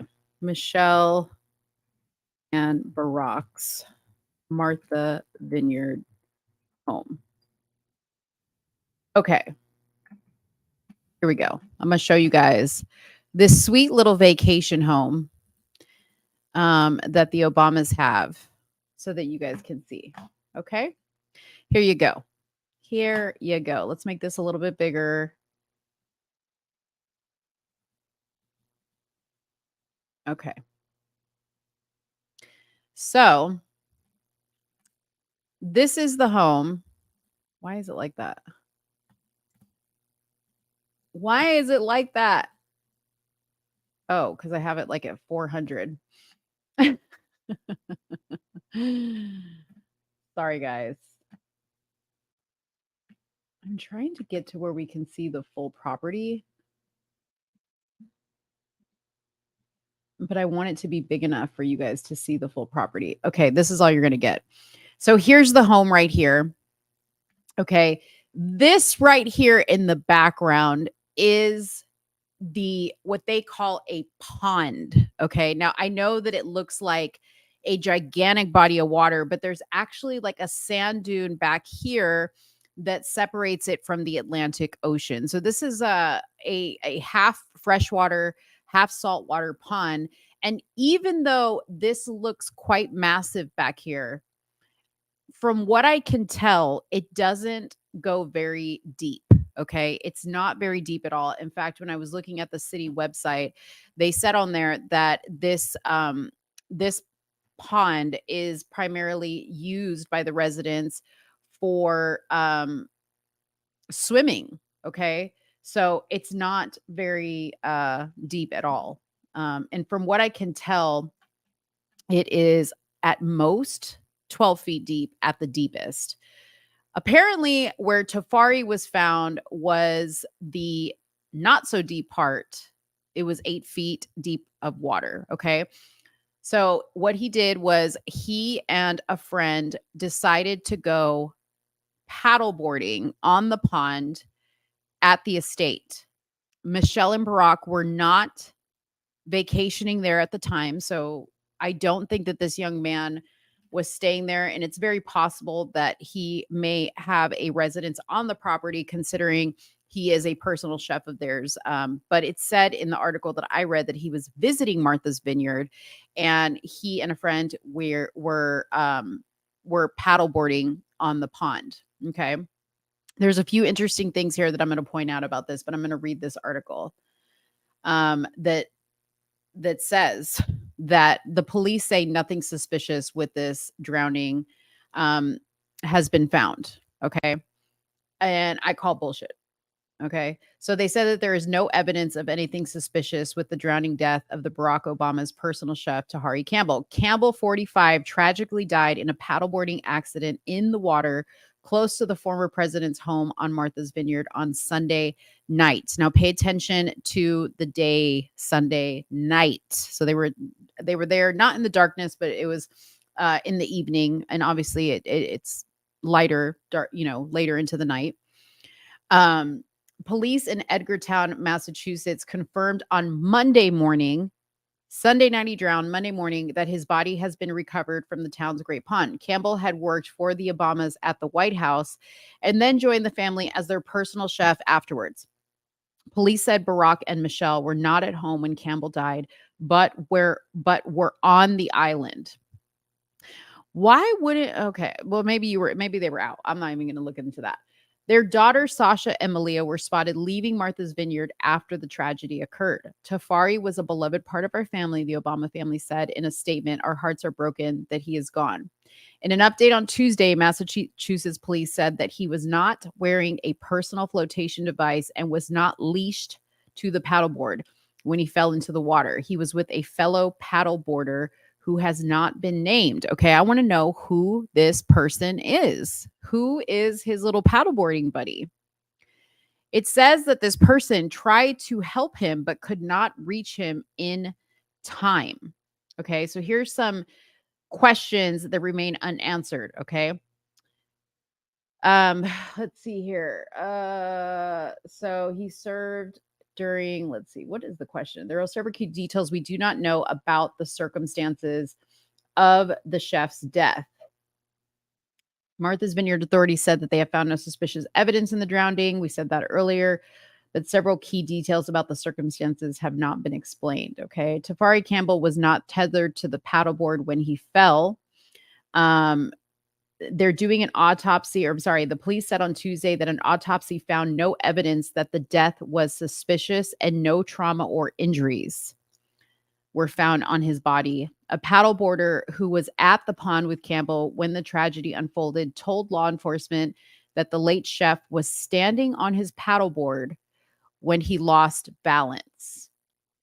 He was not wearing a personal flotation device and was not leashed to the paddleboard. The fellow paddleboarder tried to swim to Mr. Campbell's location, but did not reach him in time. The update read, the other paddleboarder then swam to the shore and notified a person on shore of what happened. MSP said no other updates are expected at this time for standard toxicology resorts that our protocol may take several weeks. So that the toxicology is going to take a little bit of time there. Okay. Let's see. Police said blah, blah, blah. Questions have been asked. Okay. So yesterday on my show, I had posted a Twitter post that he had made back in 2017 showing him and his wife standing chest deep in the sea off of Aruba with the hashtag still can't swim. Okay. So that raised a lot of eyebrows because people were like, oh my gosh, you know, he literally said in here, he can't swim. So why would he be on the lake and not have a flotation device if he can't swim? Right. But as people dug further into his Twitter posts, they found this thing. And I want to show you this video.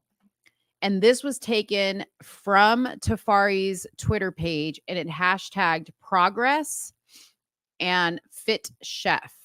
Okay. There's no audio to this, but this is Tafari in a pool,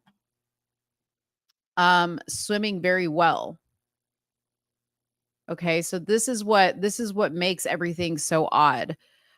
Is that look at him. He is swimming very well, and he looks a lot taller than I thought he was initially reported at being. I mean, there he's doing the backstroke, he's kicking, he's got really good form. This guy doesn't look like a beginner swimmer to me. Okay, so this makes it all the more interesting now, right? That obviously he could swim. Okay. So that makes not having a life jacket on, although I think it's, you know, pretty standard protocol that whether you can swim or not, you should have a life jacket on.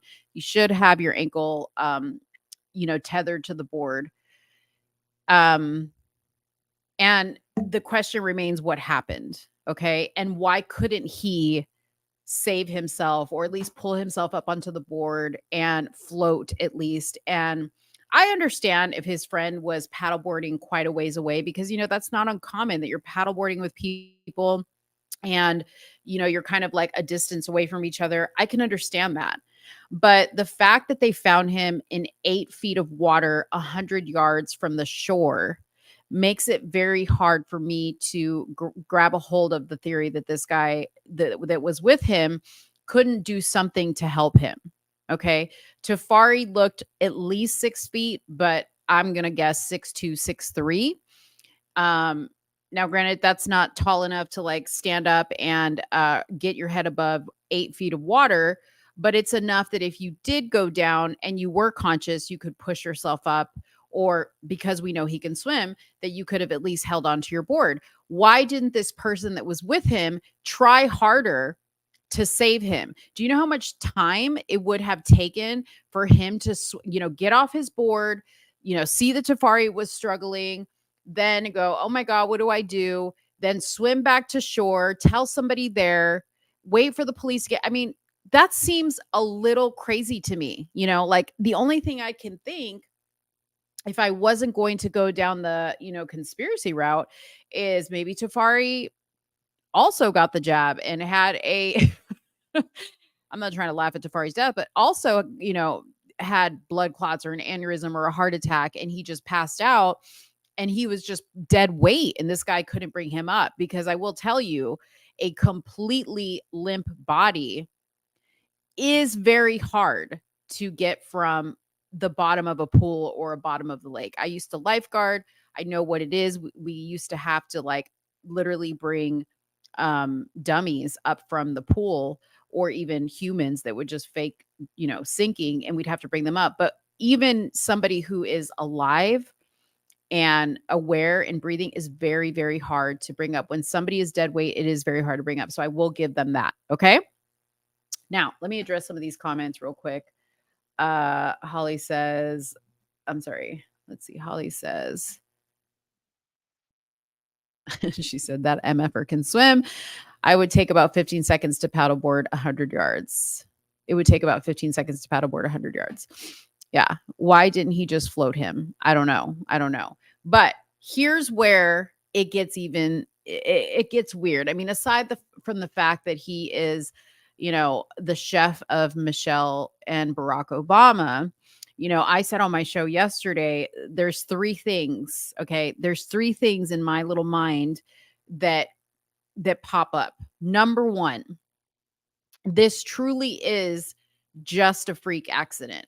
He must have had some type of medical something happen, although the autopsy says that's not possible. Okay, so now we got to wait for toxicology. Maybe he was on something, maybe keeping up with the Obamas, he had to do a little speed, a little something, and I don't know, it caused something, right? So we could go with that theory. Number one, it was a freak accident. Number two, we all know the rumor about Barack Obama making some moves on some gentlemen prior to his presidency, prior to him becoming the Barack Obama. So there is people that have come out and said he has propositioned me for sex. So my next question would be, did maybe he make a move on Tafari at one point, and Tafari, he didn't trust that Tafari wasn't going to open his mouth, and maybe he, called his friend Hillary, which I'm going to read a story about her chef in a second here, and said, hey, like, what do you suggest? You know what I mean? I got a problem. I got to take care of it. Right. There's that one. Yes, he was currently their chef. Last theory. If y'all know the Pizzagate, we'll call that a conspiracy, with the hot dogs and the pizza, that they literally have emails. I have seen them with my own eyes because they were exposed, that Barack Obama was flying in 60 pizzas because pizzas and hot dogs are the code word for children. Okay. If you know, I'm not going to go into that on this show, but if you know, pizzas and hot dogs are the code word between pedophiles in the pedophile community for children. Okay. So maybe Tafari catered too many hot dog and pizza parties, and they knew he knew too much. Okay. And maybe Tafari went to go see The Sound of Freedom, and he was like, wait a minute. Yeah. So those are the three options that we have. Hey, in the chat, if you guys want to vote on one of the three, or you guys even have a different theory, let me know. While you're voting on that, I am going to tell you about another chef. Okay. That was a very eerie parallel with Tafari Campbell. Okay. Hillary Clinton, she had a chef, Walter Scheib. Okay. Walter Scheib came up when this Tafari Campbell death happened. He was working in the White House and under the Clintons for a total of 11 years. So he worked for the Clintons, he worked for the Bushes. And in 2015, he drowned while hiking in the Sangre de Cristo Mountains near Taos, New Mexico. Okay. Very mysterious. Massachusetts State Police said that Campbell's body, oh, I'm sorry, that's Campbell's story. I'm trying to go into what's his name story. So Sheeb, age 61, was reported missing on June 16th, 2015 by his girlfriend after setting off on what authorities believed was a fishing trip. Okay. 3 days earlier, his body was found submerged in a mountain drainage flowing with surface runoff about 25 yards from the Yerba County Trail. It was hidden from view by dense vegetation and a steep, rocky decline. Thunderstorms hit the area as Schleb made his way down the Lobo Peak Mountain. Incident Commander Richardson Goldstein said the water had been running very fast due to the weather. Okay. The last cellular signal from his phone was detected at 3 p.m. on June 13th, with rescue workers using helicopters, dogs, horses to assist in their search for his body. During a 2006 interview with the Washington Post about his work in the White House, Schleb said, "I love working for the Bushes and Clintons. It's the greatest honor a chef can have to work for the first family." The Obamas paid tribute to Campbell in a statement, blah, blah, blah. Okay. Be though as it may, that it is an extreme honor, okay, to be a White House chef or to even be asked to move on with the first family that you worked for to their now private life, okay? Be that as it may. If I were, and I said this on my show yesterday, if I were a chef for Joe Biden, okay? If I were a chef anywhere near Joe Biden, boy, I'd be shaking in my boots. I would be on every job, careers.com, jobs.com, what's the other ones? Okay, everything, looking for another job. Okay, I'd be where I would take a job at Chili's. I would take a job at some chicken shack down the street, all to get out of danger. Okay, that's danger. It ain't safe to be a White House chef. Hell, it's not safe to be anywhere near anybody in the White House. Okay, you know too much, you see too much, and when that happens, okay, you're in their sights. You're in their sights, and if they think that you're going to tell, if they think that you're going to blow the whistle on them, off with your head. Off with your head. All right, let's see what people are saying here. Wait, hold on. It was shrooms. He was on shrooms. Okay. Plot twist. His mistress was the other paddleboarder, and his wife had to find out. Ooh, that one right there. She did just have twins. She did just see y'all are my people. Holly, you are my people. Okay. This is why Soonie had to leave, because y'all are my people. This is how I think too. This is so good. The other paddleboarder. That's why they're not revealing her, because she was a side chick. Woo! Shout out to Holly for the master theory right there. Drown hiking makes more sense. Okay, I agree with you. The other chef's death was a little bit like there was nothing in my mind suspicious about it other than he worked for the Clintons, but it made more sense because there was bad weather. He was hiking. There was a runoff. I agree with you there, but I just wanted to bring that up, right? In a drainage ditch, no less. Yes. The chef be looking like this. Exactly. Biden chef is like, shoot. Yeah. See, everybody's jumping on this side, dude. Ooh, listen. I can't wait to find out more about this story. I cannot wait. I'm going to be so nosy about this story. Y'all already know. Oh, I love that theory. I love that theory, Holly, so much. And it makes a lot of sense. It really, really does. It really does. Holly, you get the award tonight. You get the award tonight for the best theory. If anybody else has a better theory than Holly's, speak up now or forever hold your peace, because I'm actually going to abandon my theories and go with Holly's theory, to tell you the truth. Anyway, so that's where we're at with the Tafari Campbell. So now we just wait for the toxicology results to see what happens there. But I think they're not going to find anything there at all. They're not going to find anything. Okay. Did we talk about everything? I think we got everything We got to everything on the list, y'all. At least I didn't get the repeal the 19 sticker tonight, right? I got it. I got it for you. Soonie, if she was here, she for sure would have given me the repeal the 19 sticker already. Okay, guys. So I just want to since we're here and we've got time and Mo's got time. Number one, I wanted to put up the link if you guys want to join and talk to me or have any questions for me. We can talk about whatever you want to talk about.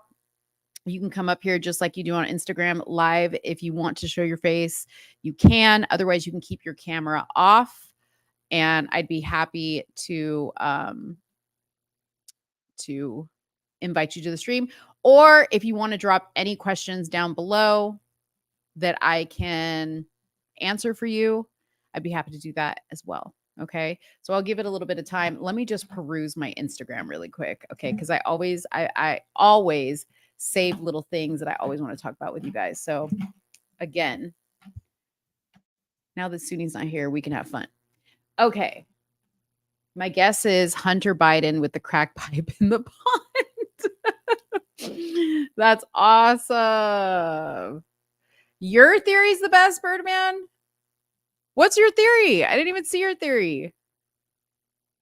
The chef be looking like this. That's the only thing I saw. I'm trying to see. What was your theory? You're going to have to put your theory back in there because I didn't see that. Oh, okay. Sinead O'Connor. So we talked about Sinead O'Connor a little bit at the beginning. Soonie didn't know who Sinead O'Connor was, but she sang that popular song, Nothing Compares to You. And I would sing it for you, but I'm trying to rest my voice. I'm trying to rest my voice, but I'll pop up a picture here of Sinead O'Connor for y'all so you guys can see who she is. If you don't know, because I know a lot of you guys are a lot younger. This is Sinead O'Connor. She was like a really cute girl, actually. She rocked the bald head. This was her in her later years. Actually, this is probably a better picture. I mean, but she was older, y'all. She was older. She had a son that committed suicide, I want to say like a year or two ago. And she had written on her social media pages that she really just didn't want to go on life. She had been in a really bad place. She had been heartbroken since her son had died. And he was the only person that understood her. And it looks like she committed suicide, which is really, really sad. I think she was in her 50s. I don't know how old she was, which really blew me away because I am,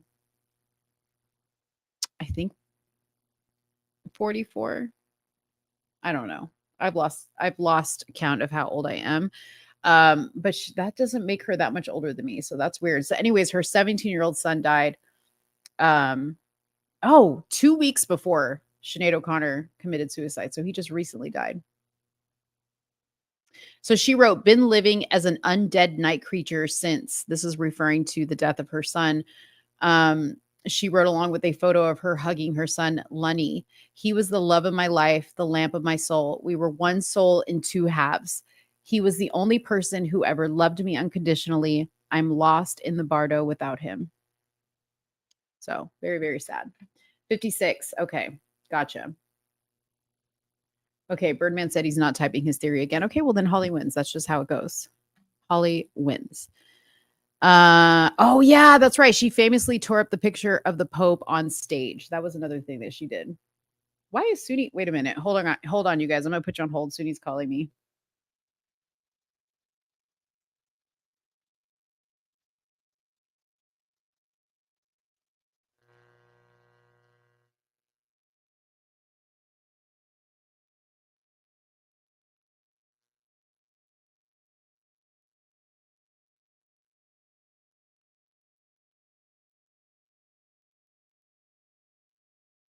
Okay, so Soonie said everything's good. There was nothing, no emergency. She's on her way back.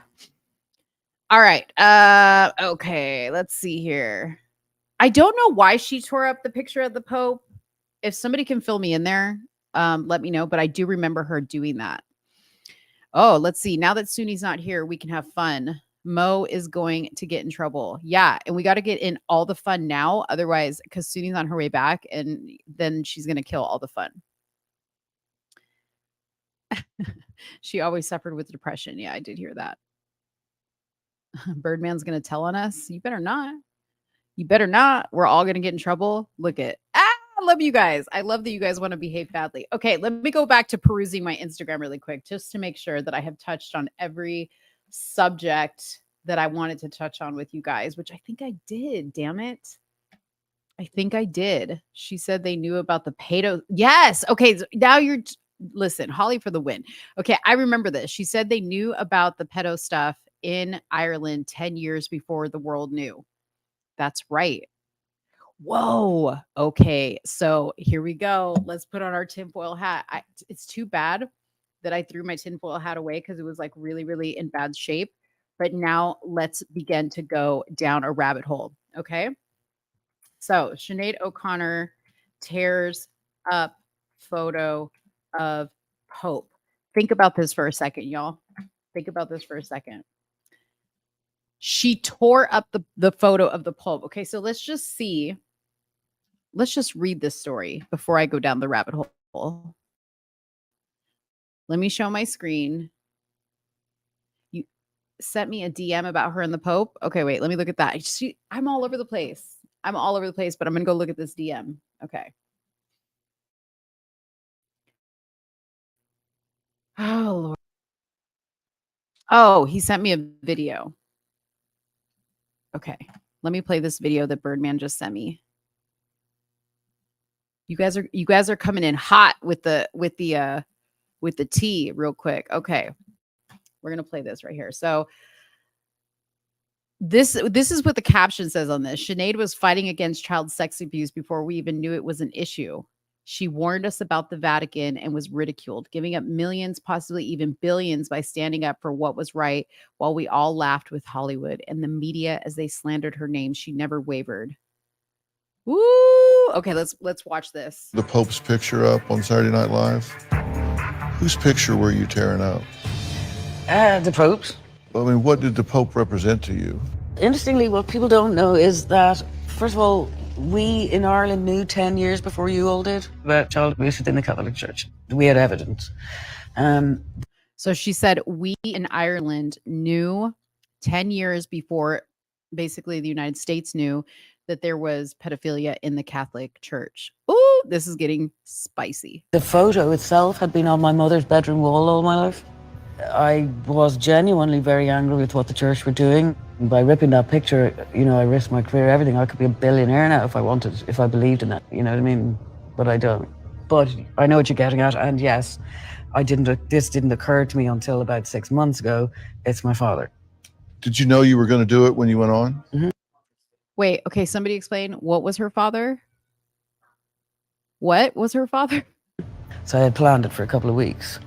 At the very end, I pull out the picture of the Pope and tear it up. Silence. Threw it at the camera. Silence. Everywhere. It was fantastic. So what happened afterwards? My manager vanished for about 3 days. He went to his hotel, just unplugged the phone. About 10 years after that I don't remember, because that's when it became acceptable and it became the norm that I was treated by everyone I knew, from family to everyone, like I was an absolutely insane, crazy person. Whoa. So what she's saying there is that her mother had a picture of the Pope up on the wall and she realized that the Pope was her father. What? Okay, so let me just separate the two things. Hold on. Let's see what Holly has to say, because right now we have to listen to what Holly has to say. I'm guessing that he was trying to get her to admit that she was agree with the Catholic Church for what her father may have done to her. Yeah, I'm not sure what I guess that he was trying to get her to admit that she will. You'll have to pull that full interview. Okay, I'm going to have to watch that tonight. But here's my thing now. Since nobody dies just because, y'all, what if, like, now that all this pedophilia stuff is coming up with the Sound of Freedom, and all that stuff, and like exposing, right? We've been exposing, but like the sound of freedom has really, like, I feel, opened it up, like cracked it open even more. What if they took her out? What if they were like, we could make this look like a suicide, because she made it very well known that she was depressed because her son committed suicide, maybe committed suicide. But what if, y'all, this is crazy. See how like what seemingly is a small story just isn't a small story? Yeah, I'm speculating too. Okay, well, now I'm going to have to go down the rabbit hole. Everybody, your homework assignment is this: go down the rabbit hole with these interviews. So we can all come back informed. What is this? Mo's kufi is on tight. What is a kufi?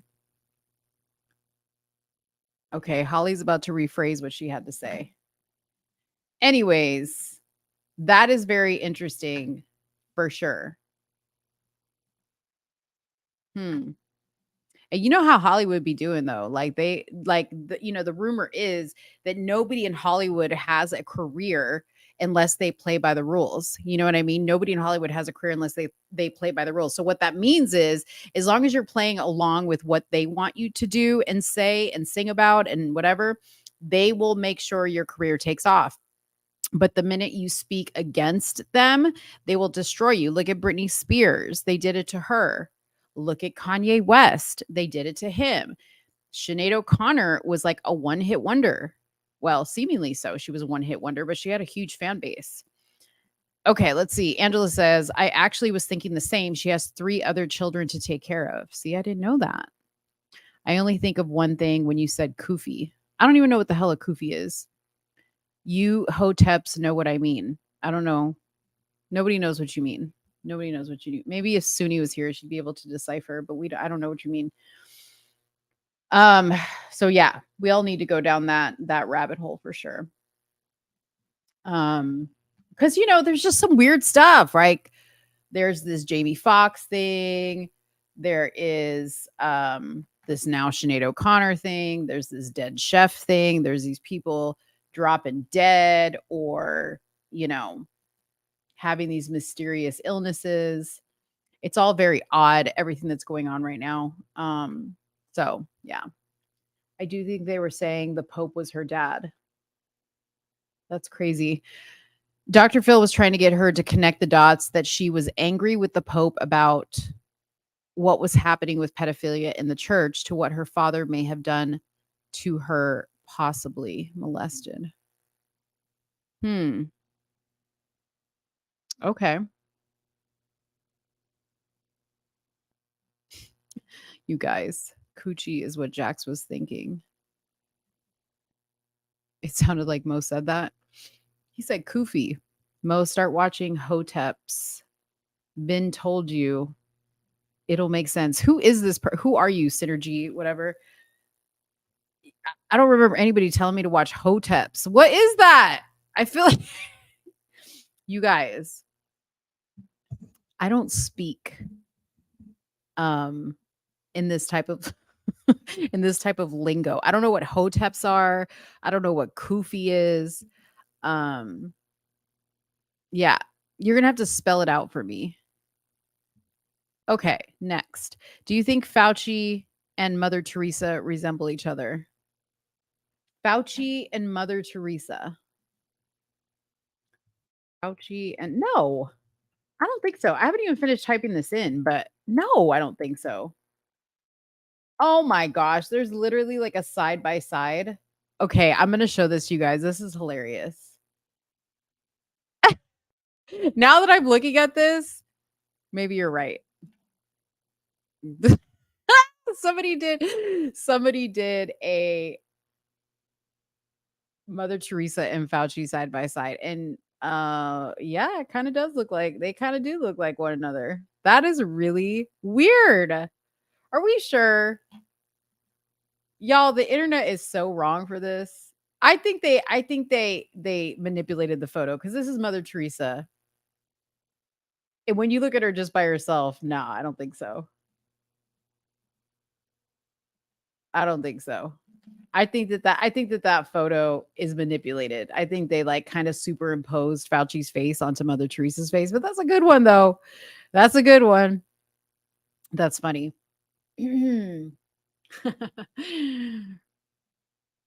Related to go down that rabbit hole.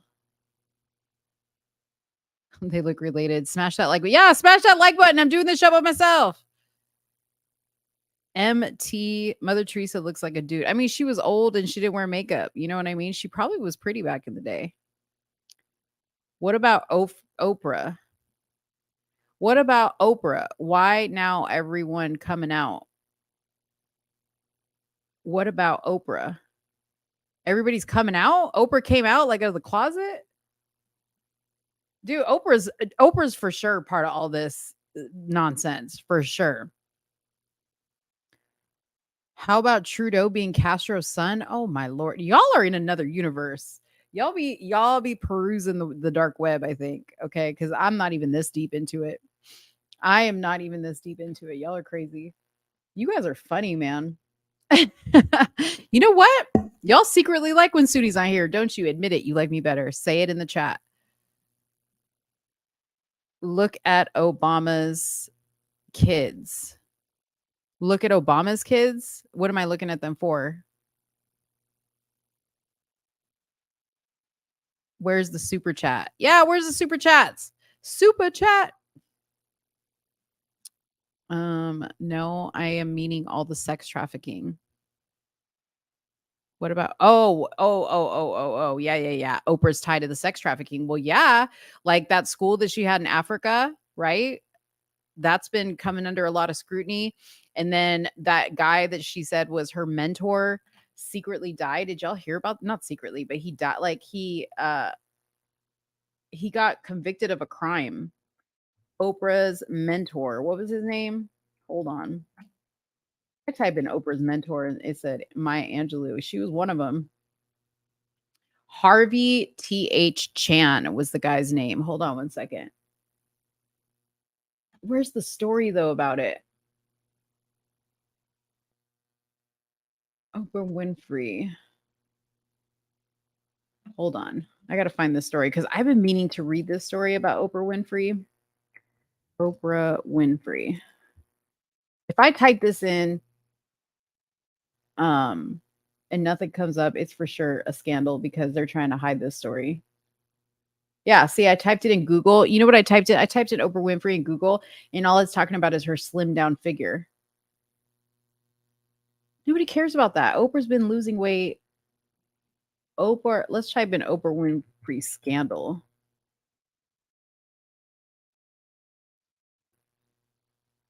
Look at this. This is so weird. So this is an old article. Oprah Winfrey hits back at false sex trafficking rumors. Oprah Winfrey has responded to false rumors that circulated online, accusing her of sex trafficking and alleging that her Florida home has been raided by police. A number of tweets made false claims, though, to have similar origins to the right-wing conspiracy. Oh, it's a QAnon thing. Oh, okay. I gotcha. Anyways, I can't remember the name of the guy that was like mentoring her, but what up, Soonie? Fun's over, everybody. Soonie's back. I should have just stayed gone. Listen, I rushed back to this shit for you to play. No, listen, you missed the best conspiracy when we were talking about Tarcari Campbell. Dude, I had everybody coming up with like what they think is going on here. And Holly said that she thinks that the person that Tarcari was paddleboarding with was his mistress. And that's why they're not naming the person that he was paddleboarding with because he was with another woman. At least it takes the heat off the Obamas. And I'm going to need you to decode this person. I don't know who this person is. Synergy Strength saying, I don't know how to code talk. It's hot out here in these internet streets. They said something about my kufi is tight. I don't know what a kufi is. You know what a kufi is? No. Okay. Well, see, Sooney's black and she don't even know what it is. And then they said I needed to watch the Hotep something. I don't know what Hotep is. Why are you... Listen. Don't be coming into my shit recommending some off cold black niggas, bro. You watching my show? You watch my show. We didn't ask for no recommendations. I know who that is. Is he talking about Hotep Jesus? Don't be doing no cross promotion for no other platform on here. What's wrong with you?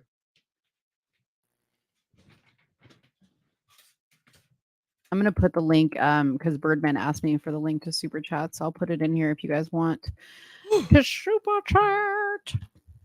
Excuse me. Hey, shout out to last week's bidding war with the super chats. Whoa. I'm gonna pin this right here. Okay. Obama's kids look more like another couple than close to them. Okay, so we're going down the conspiracy rabbit hole right now. Dude, I didn't know Sinead O'Connor had this whole thing about exposing pedophilia 10 years ago where she tore up a picture of the Pope on Dr. Phil. And she said people in Ireland knew about pedophilia in the church well before it got to America. And I was like, maybe that's why she mysteriously died. I mean, it looked like a suicide, but maybe that's why. The people are loving this conversation, by the way. They love this conversation. Tell them, people, don't go silent on me now. Don't go silent on me now. Tell her how much y'all were having fun up in here with Mo and the conspiracy theories.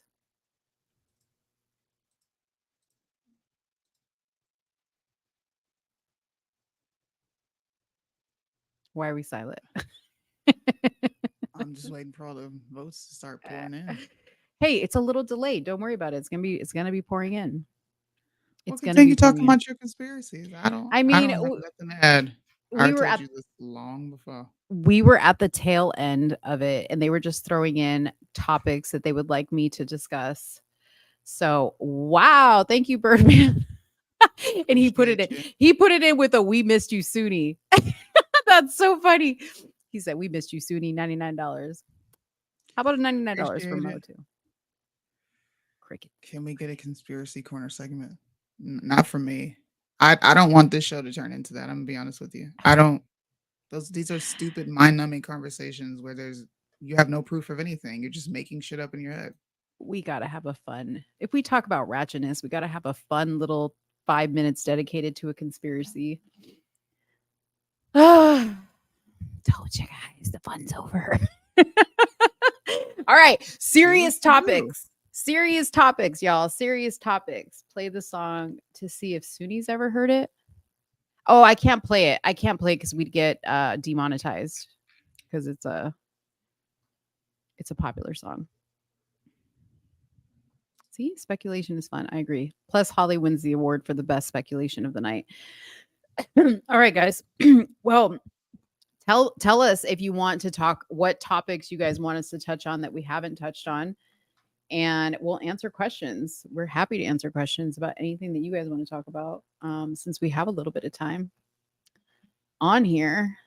Soonie said, "No soup for you." I don't get what these comments are. I don't understand. Do you know who this Synergy person is? Yeah, he's from Instagram. He got his ass handed to him on the slavery talk. That's the dude that was up there that was saying slavery was beneficial to actual slaves. What a retarded statement, but I digress. I meant to ask you about that, by the way, because you were having a lot of conversations about that topic. And I was curious. On that? No, well, yeah, but when you guys were having the actual topic about like, was slavery beneficial to Black people? What was the general what was the general commentary on that when you were posing that question? Well, of course, the Black conservatives were saying yes, and the sensible Black people were saying that's dumb. Literally broke down to that. We were more so discussing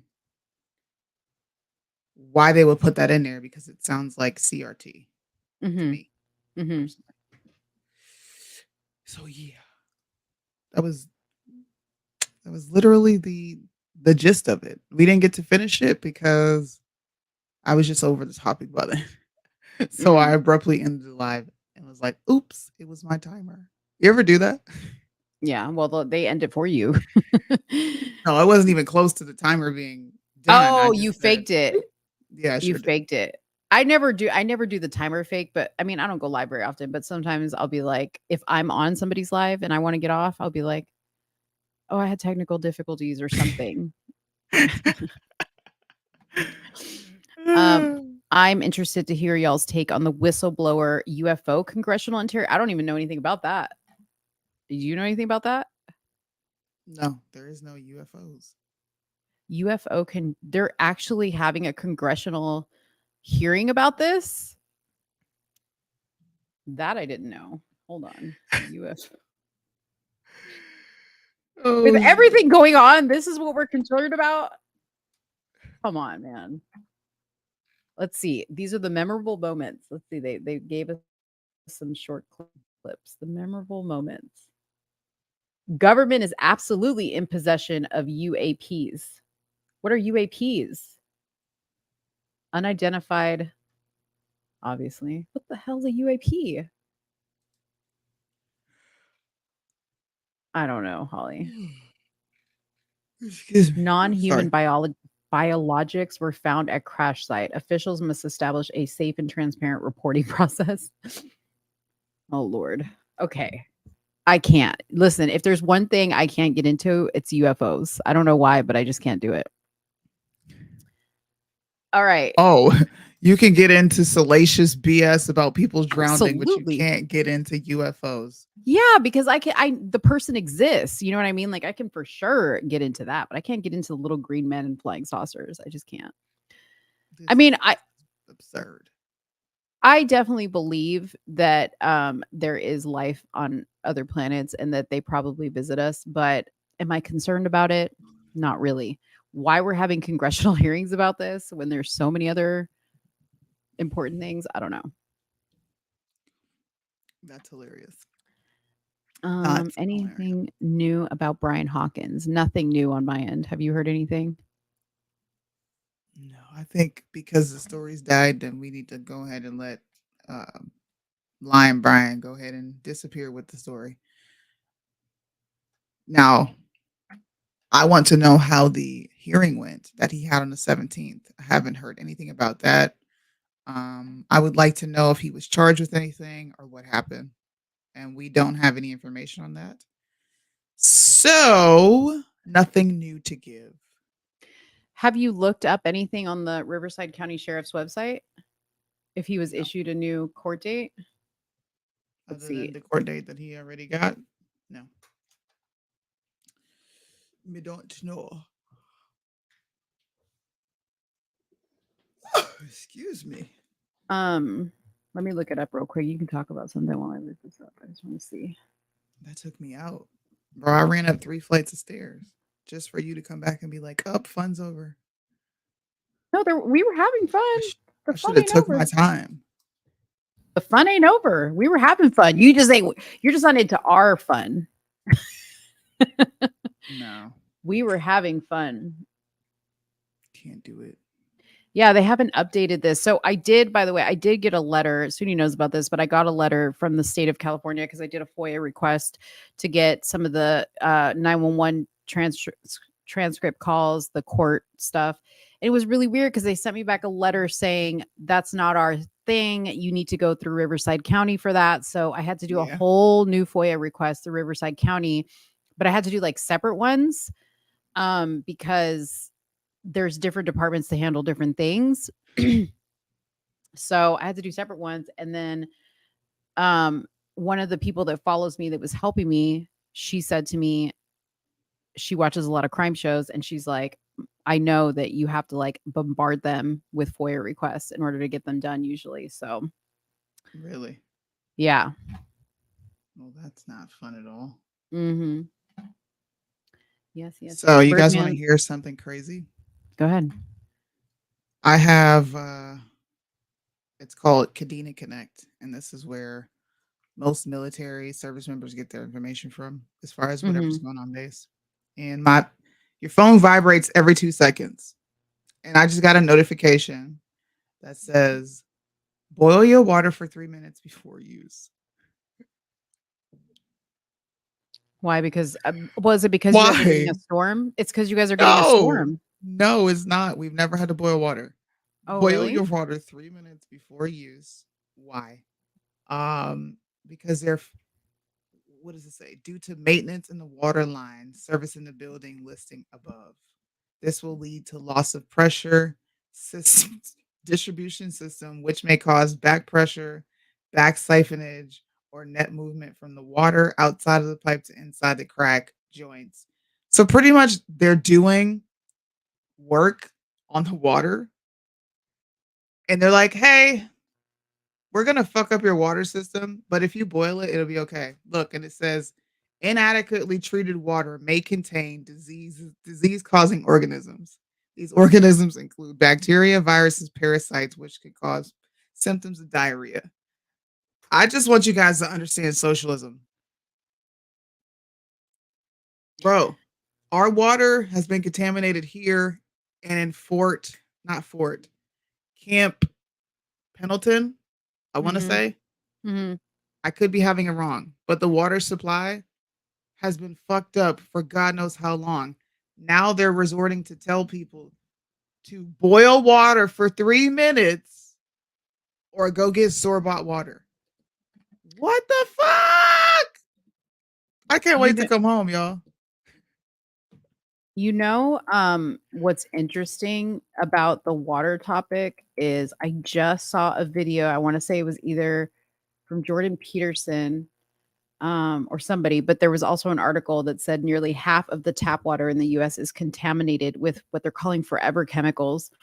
And Judy said that this happened at her place, same thing like what you're talking about. And it happened with us not too long ago when we were having like all those crazy storms.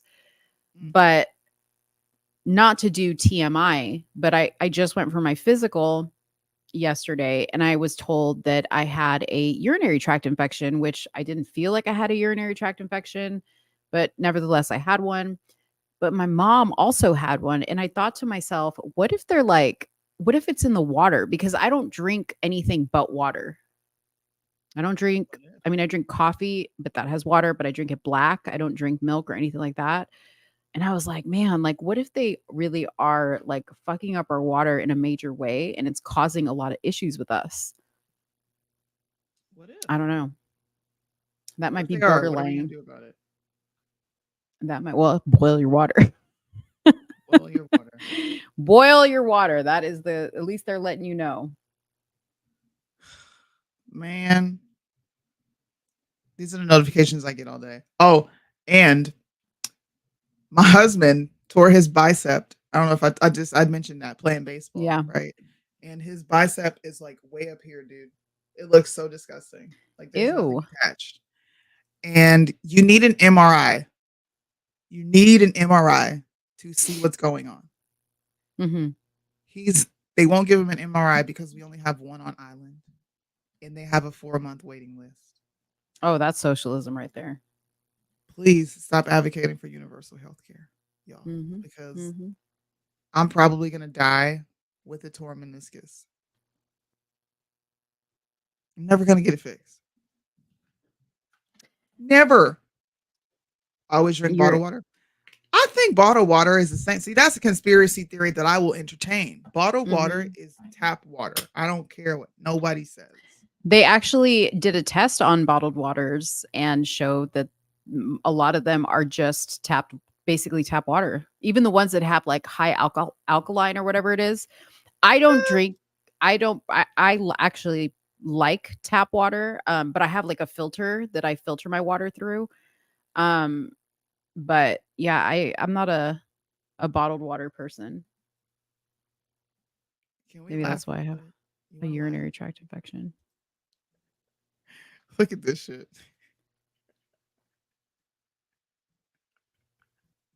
I'm about to play this video. You know who this is? Yeah. She was one of the very first trannies. Listen to this. Oh, where the sound at? Each other. Stop giving into the bullshit. My existence, me just wanting to exist on the planet is not a threat to you. And you wanting to exist on the planet is not a threat to me, unless you want to take away my rights and take away my ability to exist on my own terms. We're not a threat to each other unless we're trying to oppress power, systems, corporations. This is a man, y'all. Let's read the caption first. The bass in that voice. On Jess Hilarious official, people who menstruate, the BS that goes viral as a distraction to divide folks who should be working in solidarity and love. This is the most heated I've allowed myself to be in public because the time for politeness has passed. I did a live not too long ago. You weren't there. I did it on my channel, my Instagram. I am saving my period blood for 3 months. And I'm going to have them put into paintballs. And when I come home, I'm shooting the fuck out of trannies. I'm going to shoot you with my period blood. I think we should get violent. These people are weird and out of their goddamn mind. You said, ew. We have to react in extreme measures. Why not just start shooting them with our period blood? They want to bleed. That is so gross. Shoot with the period. Like the fact that you're going to find somebody to put your period blood into paintball. Yes. Is gross. If these women can spray their pants with the plants with the blood, what else did we talk about with the period blood? What they do with it? That they were putting it in spray bottles and spraying it on their plants. It was another one too. Found 2 different ones. Oh no, you're talking about the putting your puss scent all over your That's what your puss scent on your erogenous zones or whatever they're called. Listen, anybody who's interested, please hit me up because I'm collecting my own for 3 months. That's nasty. And I'm literally going to go around and shoot trannies. The vampire facials. That's another one. There you go. Why don't you donate your period blood for these trannies to give vampire facials? Because that's a real thing. Okay. If they maybe and just convince them that your period blood will morph them into a woman.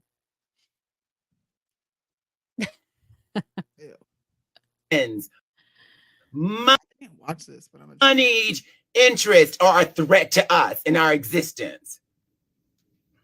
I'm a threat to your existence, sir. This is the Laverne that I hold back because I don't want people to think we're trans people look crazy. I'm trying to rep for my You do look crazy community, but I'm mad. This shit is ridiculous. And I'm walking around every single day knowing. Fuck, why does it do that? I don't know. I don't act like this because I don't want people to think I'm crazy. You are fucking crazy. And I've always been a follower in a way of hers, not follower like a fan, but because I used to watch her on Orange is the New Black. So I've followed her career right from the beginning, and she was probably one of the least. How they act very like how she's acting right there. That she's like, this is the Laverne I'm trying to hold back. She's very like normally subdued, and she actually tries to behave like a normal woman, if that makes sense, not like a super flamboyant one. So it's kind of weird to see this side of Laverne because I've never seen this before. But yeah. Can I ask you a question? Mm-hmm. Why do you call them she?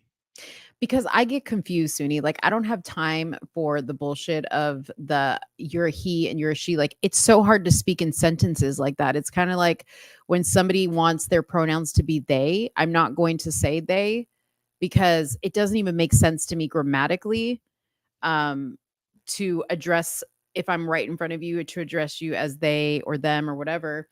So when it comes to how I actually just see you like this, I do try, but it's just a natural habit. Like when I'm talking to somebody, I'm just like, whatever. It is what it is. Like I called it out when I saw that the headline that was referring to that trans man as a trans woman, because I think that's super confusing and misleading. If you are a man dressed as a woman, you are a trans man. You're not a trans woman in my mind, but somebody might say it's the opposite. I don't know. I'm no expert. Either way, it's buffoonery. Okay, whatever you want me to call you, it's buffoonery. So it is what it is.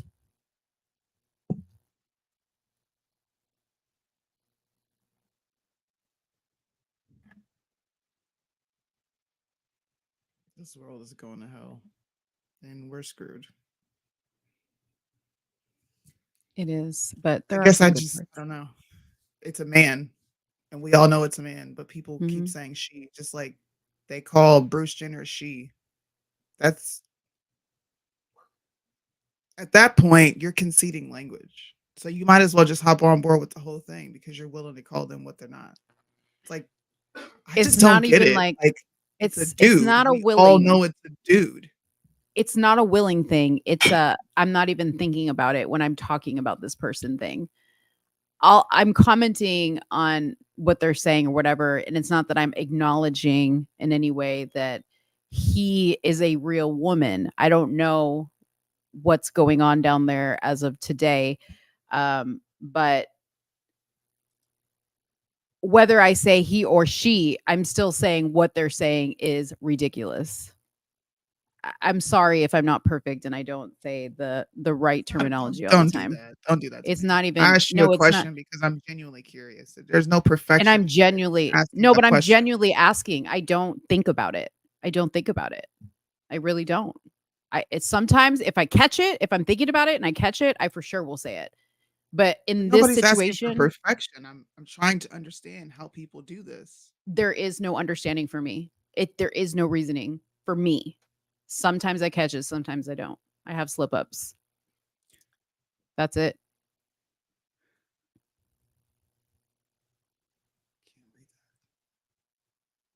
I won't even. Yeah, I don't do that either. Um, he's Bruce. I don't give a fuck what you change your name to. I used to say that. Well, I'll call you by your name that you changed it to, but it's like fuck you. No, I'm just to the point where I want all these people to feel uncomfortable. I don't care about your rights. I don't care about the Constitution. You need to feel uncomfortable. And if that means that they go into hiding or they leave the country, then I'm cool with that too. But I am just done. I'm done with the L, the G, the B, the Q, the I, A plus, and the X, Y, Q, Z, whatever they're going to come up with. I want these people to be uncomfortable. I really do. Just go away and never come back. Face, blue, white eyes. We can't see your emojis, by the way. If you're posting them, can't see them on the That's how emojis come through? like it's code. What? He must be typing those on his phone.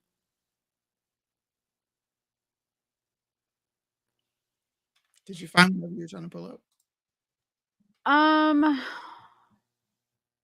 What was I trying to pull up? I don't remember. You can't be You can't done. be done with the lettuce, guacamole, tomato. I What does sure that can. mean? That's what Y'all are someone that's what someone said LGBTQ stood for. Oh, Lettuce, oh, got it. Got it. quesadillas. That's funny. I never even knew that. Man, I'm so out of the coolness factor. There are emojis in the chat box. Yeah, you've always been Yeah, able but to when do you that. send it, it looks like an emoji versus when you post something, it doesn't look like an emoji. It looks like the code. So the dots and everything around it and the spaces, that's what makes the smiley face before it like morphs into the actual emoji. It just doesn't show on StreamYard because StreamYard probably doesn't have that. Oh, is that what it plugged is? in. Let me see if I can see it. Oh, that It'll is probably weird. show on YouTube, but it Yeah, doesn't I show see it on YouTube. StreamYard. Just like they're like, yeah, We don't need emojis to show up, so we're not going to add that feature. That's all. That's crazy. Excuse me. Crazy. Well, that's all I have to talk about. Do you have anything else you want to talk about? Did you want to because when you left we were talking about the LeBron, you asked me, do I think it had anything to do with the vaccine? I just think people blaming the vaccine is like the left blaming COVID for everything. Like, how do we know he didn't have an underlying heart condition and it's just now popping out now? We're just automatically assuming that he was jabbed. Same thing with Tori Kelly. The jab is not the only cause of blood clots. And it seems like every time there's a blood clot situation, then it's a jab. How come other diseases don't exist anymore? Like, it's no different than COVID. COVID was the only sickness on planet Earth for 2 years. Now the jab is the only cause of death on planet Earth for God knows how long. And I just want to understand why. Like, how come we can't discuss the nuance of how these people are falling sick? We have no information. We're not their doctors, but we're automatically assuming that this was a jab injury. That's how I looked at it. You presented a different, I can't remember exactly what you said, but you had presented something different that I understood, but didn't necessarily agree with. Yeah, I mean, I did verbalize, because I didn't know if you were coming back or not, but I did verbalize that was your opinion on it. And while I like see your point, I just think, like when you look at certain individuals like DeMar Hamlin and now Bronny James and Tori Kelly and other people like who have been young and shouldn't have heart issues at that age, like shouldn't have blood clots at that age. It'd be one thing if it was like here and there situation, but we've had many, many stories of like just looking in the athletic community of athletes that have either dropped dead or have had some type of cardiac issue. So it seems a little too coincidental to me that we don't consider that a fact, especially since they rarely come back and say what it was. Like here we have this thing with Jamie Foxx, right? Why are they being so like secretive about what happened to Jamie Foxx? Because it's like his private business. It is, but you like he came back to say, I went to hell and back. Okay, well then if it's your private business, then don't even say that. Just say I had a medical issue and like it is what it is. But you literally said, I went to hell and back, meaning like I died and came back to life. So naturally, people are going to be like, but what happened? Like what happened? I think people want to know, like, is there something we need to be concerned about? That all these people, if it's not the jab, what is it? What is Why it? couldn't he have just had a stroke? He could have had a stroke. Why couldn't he just say, I had a stroke? The same reason why people don't want their jab status out there, because it's nobody else's business. But he put his jab status out there. He put a whole commercial out of him sitting in a medical gown. But I'm saying he pushed the jab, right? So he pushed the jab. He made a whole commercial of him sitting on a hospital bed in a medical gown, promoting this. And people are going to say, well, if you promoted it, we just want to make sure that wasn't your problem. LeBron James made a whole statement that him and his family were all vaccinated. I mean, we know that if you want to work in Hollywood, if you want to go to concerts, Tori Kelly is a musician. If you wanted to perform any concerts, you had to get vaccinated. So one can make the assumption they're vaccinated. I would love for it to be something else. I'll tell you that. It would be great. But unless you come out and tell us otherwise, how are we going to know? Athletes died from or with COVID. I don't know. It just seems like headlines are controlling people at this point, because these athletes could be dying. These athletes could be dying and it not be on TV and you would never know anything about it. So is it really you using your brain to put two and two together, or is it because They've already done predictive programming for God knows how many years. And now you're falling right into a trap of labeling everything. Everything is just a conspiracy. Like everything. But saying that an athlete could die and you wouldn't know about it if the headline didn't tell you, that's not true. Yes, it is. No, If with athletes this, have died and you've had no clue they've died. I don't, because I'm not into sports, but sports is a big enough. I mean, football and basketball alone, trust me, if an athlete died, somebody would talk about it and say, oh my God, like, so and so died, or so and so's son is in the hospital. Like, think about that. Like, that's kind of like that. I feel like that's kind of like trying to like minimalize what's going on here. And it's clear we have a problem. I know that you don't like talking about COVID, and I really don't like it either. I don't like talking about it. But one has to say at some point something is going on. Like, this thing wasn't good. And the people that got it need to know that it's not good, and they need to be firm about the fact that there's a lot of issues with it. Because if I were somebody that got the jab and I'm seeing all this going on, I'm definitely going to make a few more doctor's appointments throughout the year to make sure that I don't have blood clots or heart issues. Thank God I didn't get it. It's natural selection. I don't see why people care. They were dumb enough to go get it. Who gives a fuck? How long have we been putting out information of what these jabs do? If they're dying from the jabs, so what? You took the shot knowing it was experimental. So, and nothing's going to come of it. I think that's my issue too, is we're spending time on absolutely nothing. Nothing is going to come of it. They're never going to take the jabs down. They're never going to assume accountability. Trump's going to keep saying it was the best thing ever, and the world will go round and people will continue to die. So why make a big deal when a celebrity has a health scare and doesn't want to say exactly what he died, what his health scare was? If they die, they freaking die. It's your fault. You took it. I don't have any sympathy for these people.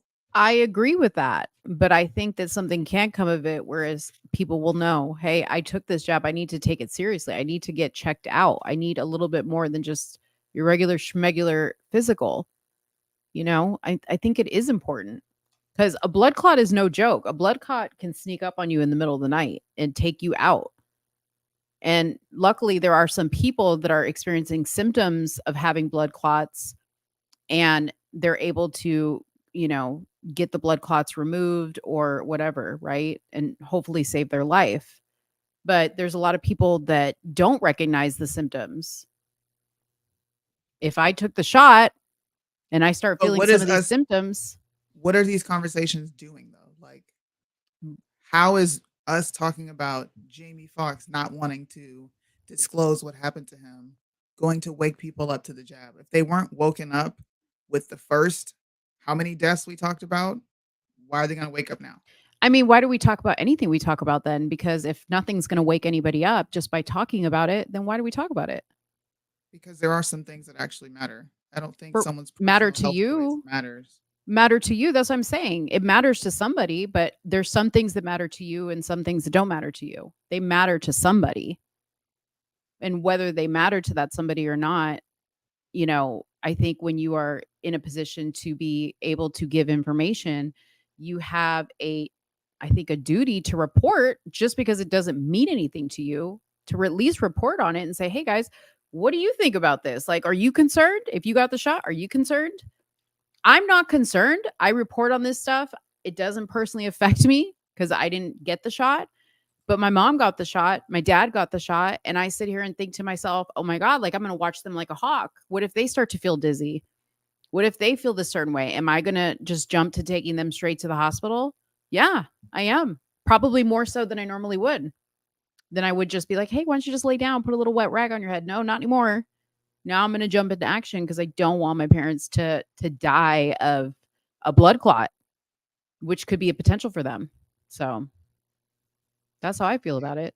I mean, I don't do this to talk about, trust me, I don't do this to talk about all the things I care about. I do this to talk about what people care about, and people do care about this. It's proven.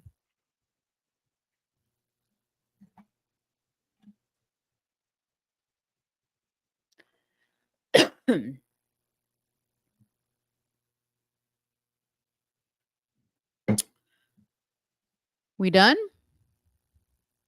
Hmm? Are we done? I don't know what else we're talking about besides this one. We were talking about this was the last topic that you left out on, and then after that we You talked were about bringing Tori something Campbell. up. You told me to talk while you pulled something up.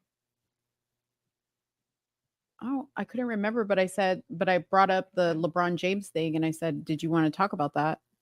And that's what we were just talking about. Did we Before have that, more? you were looking for something. You said, Oh, "Can you I talk couldn't while I remember. pull something up?" I couldn't remember what I was I trying to got look the up. shot to continue to give my daughter a good life. Not worried about the outcome of it. To me, it was worth it. I don't know. I'm just emotionally detached from a lot of this stuff because I don't feel that it really matters. Um, People die every day from their choices, but I do think that it's sensationalized, and I don't think that's a good thing because it causes a distraction from other things that matter. People are going to keep dying from this. People are going I to keep having agree. heart attacks. Every headline is going to read this, and then we're going to get sucked into this. I just don't think it really matters. So I always challenge people. So what? Like why does it matter if Jamie Foxx says or doesn't say? Bronny could have had some sort of genetic disease. Maybe that's exactly what happened to him. Who knows if he actually got the jab? Just because his father pushed it for the sake of dollars doesn't mean that he went ahead and jabbed his kids. He had to if There's he went just to USC. It was nuance. if you go to a university, you had to get the jab. You had to. I don't think that's true for everyone because I've heard some students didn't have to get it. That's what I mean by the sensationalism of this entire topic is we're painting everything with a broad brush and saying if you don't do this then you can't do this, and that's not true because I know students who are in But these schools that don't have a jab. well, they had to have gotten some type of an exemption for sure, but it was a requirement. I forget what the acronym is of the sports association that runs college sports, but I know because I have several friends that have students that were attending college and they had to either get an exemption or they had to get the vaccine. So then that So, and begs the California is question not of an easy one. does everybody have to get the jab or can they get an exemption? I don't know.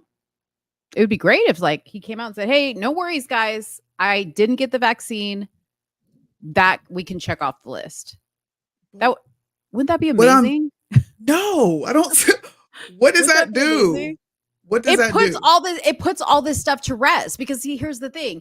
If they didn't want it to become a headline, they would start it by saying LeBron James' son, who we learned is not vaccinated, suffered cardiac arrest. Oh, well, that kills that theory.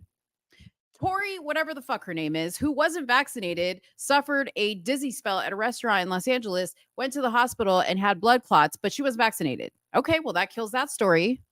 I mean, it's the same thing, Soonie. Why, like, it's my question, like, why is Suki with the good coochie relevant? Why is Young Mommy relevant or Miami or whatever the fuck her name is? Or any other person that we talk about that does stupid shit? Like I said, that's relevant to somebody and not relevant to other people. I'm only talking about this because it is a relevant topic. Otherwise, it wouldn't be a headline every other day. Every other day, somebody is dying of something, and it starts the whole this is COVID related discussion. Whether it should or it shouldn't, it does. That is the reality. And they could kill it if they wanted to, but they don't. Right, because they know we're going to do this. Right. Waste time talking about nothing. Well, Nothing. no, we're not talking These about are nothing. his children. Like, I don't know. Right. I know how I am. I'm agree. built different. You're not, I don't owe you shit. I don't give a fuck how much of a public figure I am. I don't owe you shit. I ain't got to tell you what's going on with my kids. And that's it. That's how I look at it. So maybe I'm putting myself here like, this is too much, bro. Way too much. People feel entitled to way too much information that they do not deserve. Do not deserve it. I don't know who got the jab. The headlines do what they do, and then we sit here and speculate. Sure, speculation is fun sometimes, but we're speculating the same thing over and over and over every time someone is either dead or sick. It's the jab. And I feel like I'm looking at the left. It's COVID. Somebody died in a goddamn motorcycle accident, and they died from COVID. We don't know if they had it or not. Now I feel like I'm listening to the same thing. This person crashed, and they crashed with blood clots, so that means that they had the shot, which contributed to them crashing with these blood clots. It's like connecting dots that don't deserve to be connected. Yeah. Thank you. That's all I'm saying, bro. I can give a fuck about politicians. I don't give a shit. The only time I care is when they're pushing BS narratives to make people think a certain way. But someone just coming down sick, no, that does not deserve my mouth on it, because they're not doing anything besides croaking or having some goddamn blood clots. Like, I don't give a fuck that Trump is going to jail again. And you know what's about to happen? We're going to be talking about Trump being tried for all these ridiculous charges again.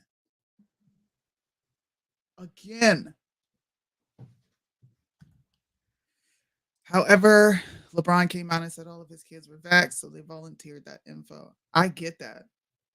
I just don't understand why we're assigning a jab death. A jab injury to it. That's all I'm saying. It does become repetitive. Just like the race subject. There's times where I completely walk away. And then there's times where it may be a moment to drop a seed.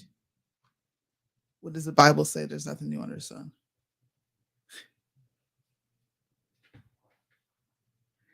I agree. Anyway, guys, thanks for hanging out with us. I've been in and out. I've had to do things. I'm busy. We will see you guys Friday. Bye, guys. Have a good one. Thanks for coming. They say the song's so offensive, but only if you get offended. I can't offend you without your permission, and you don't even have to listen.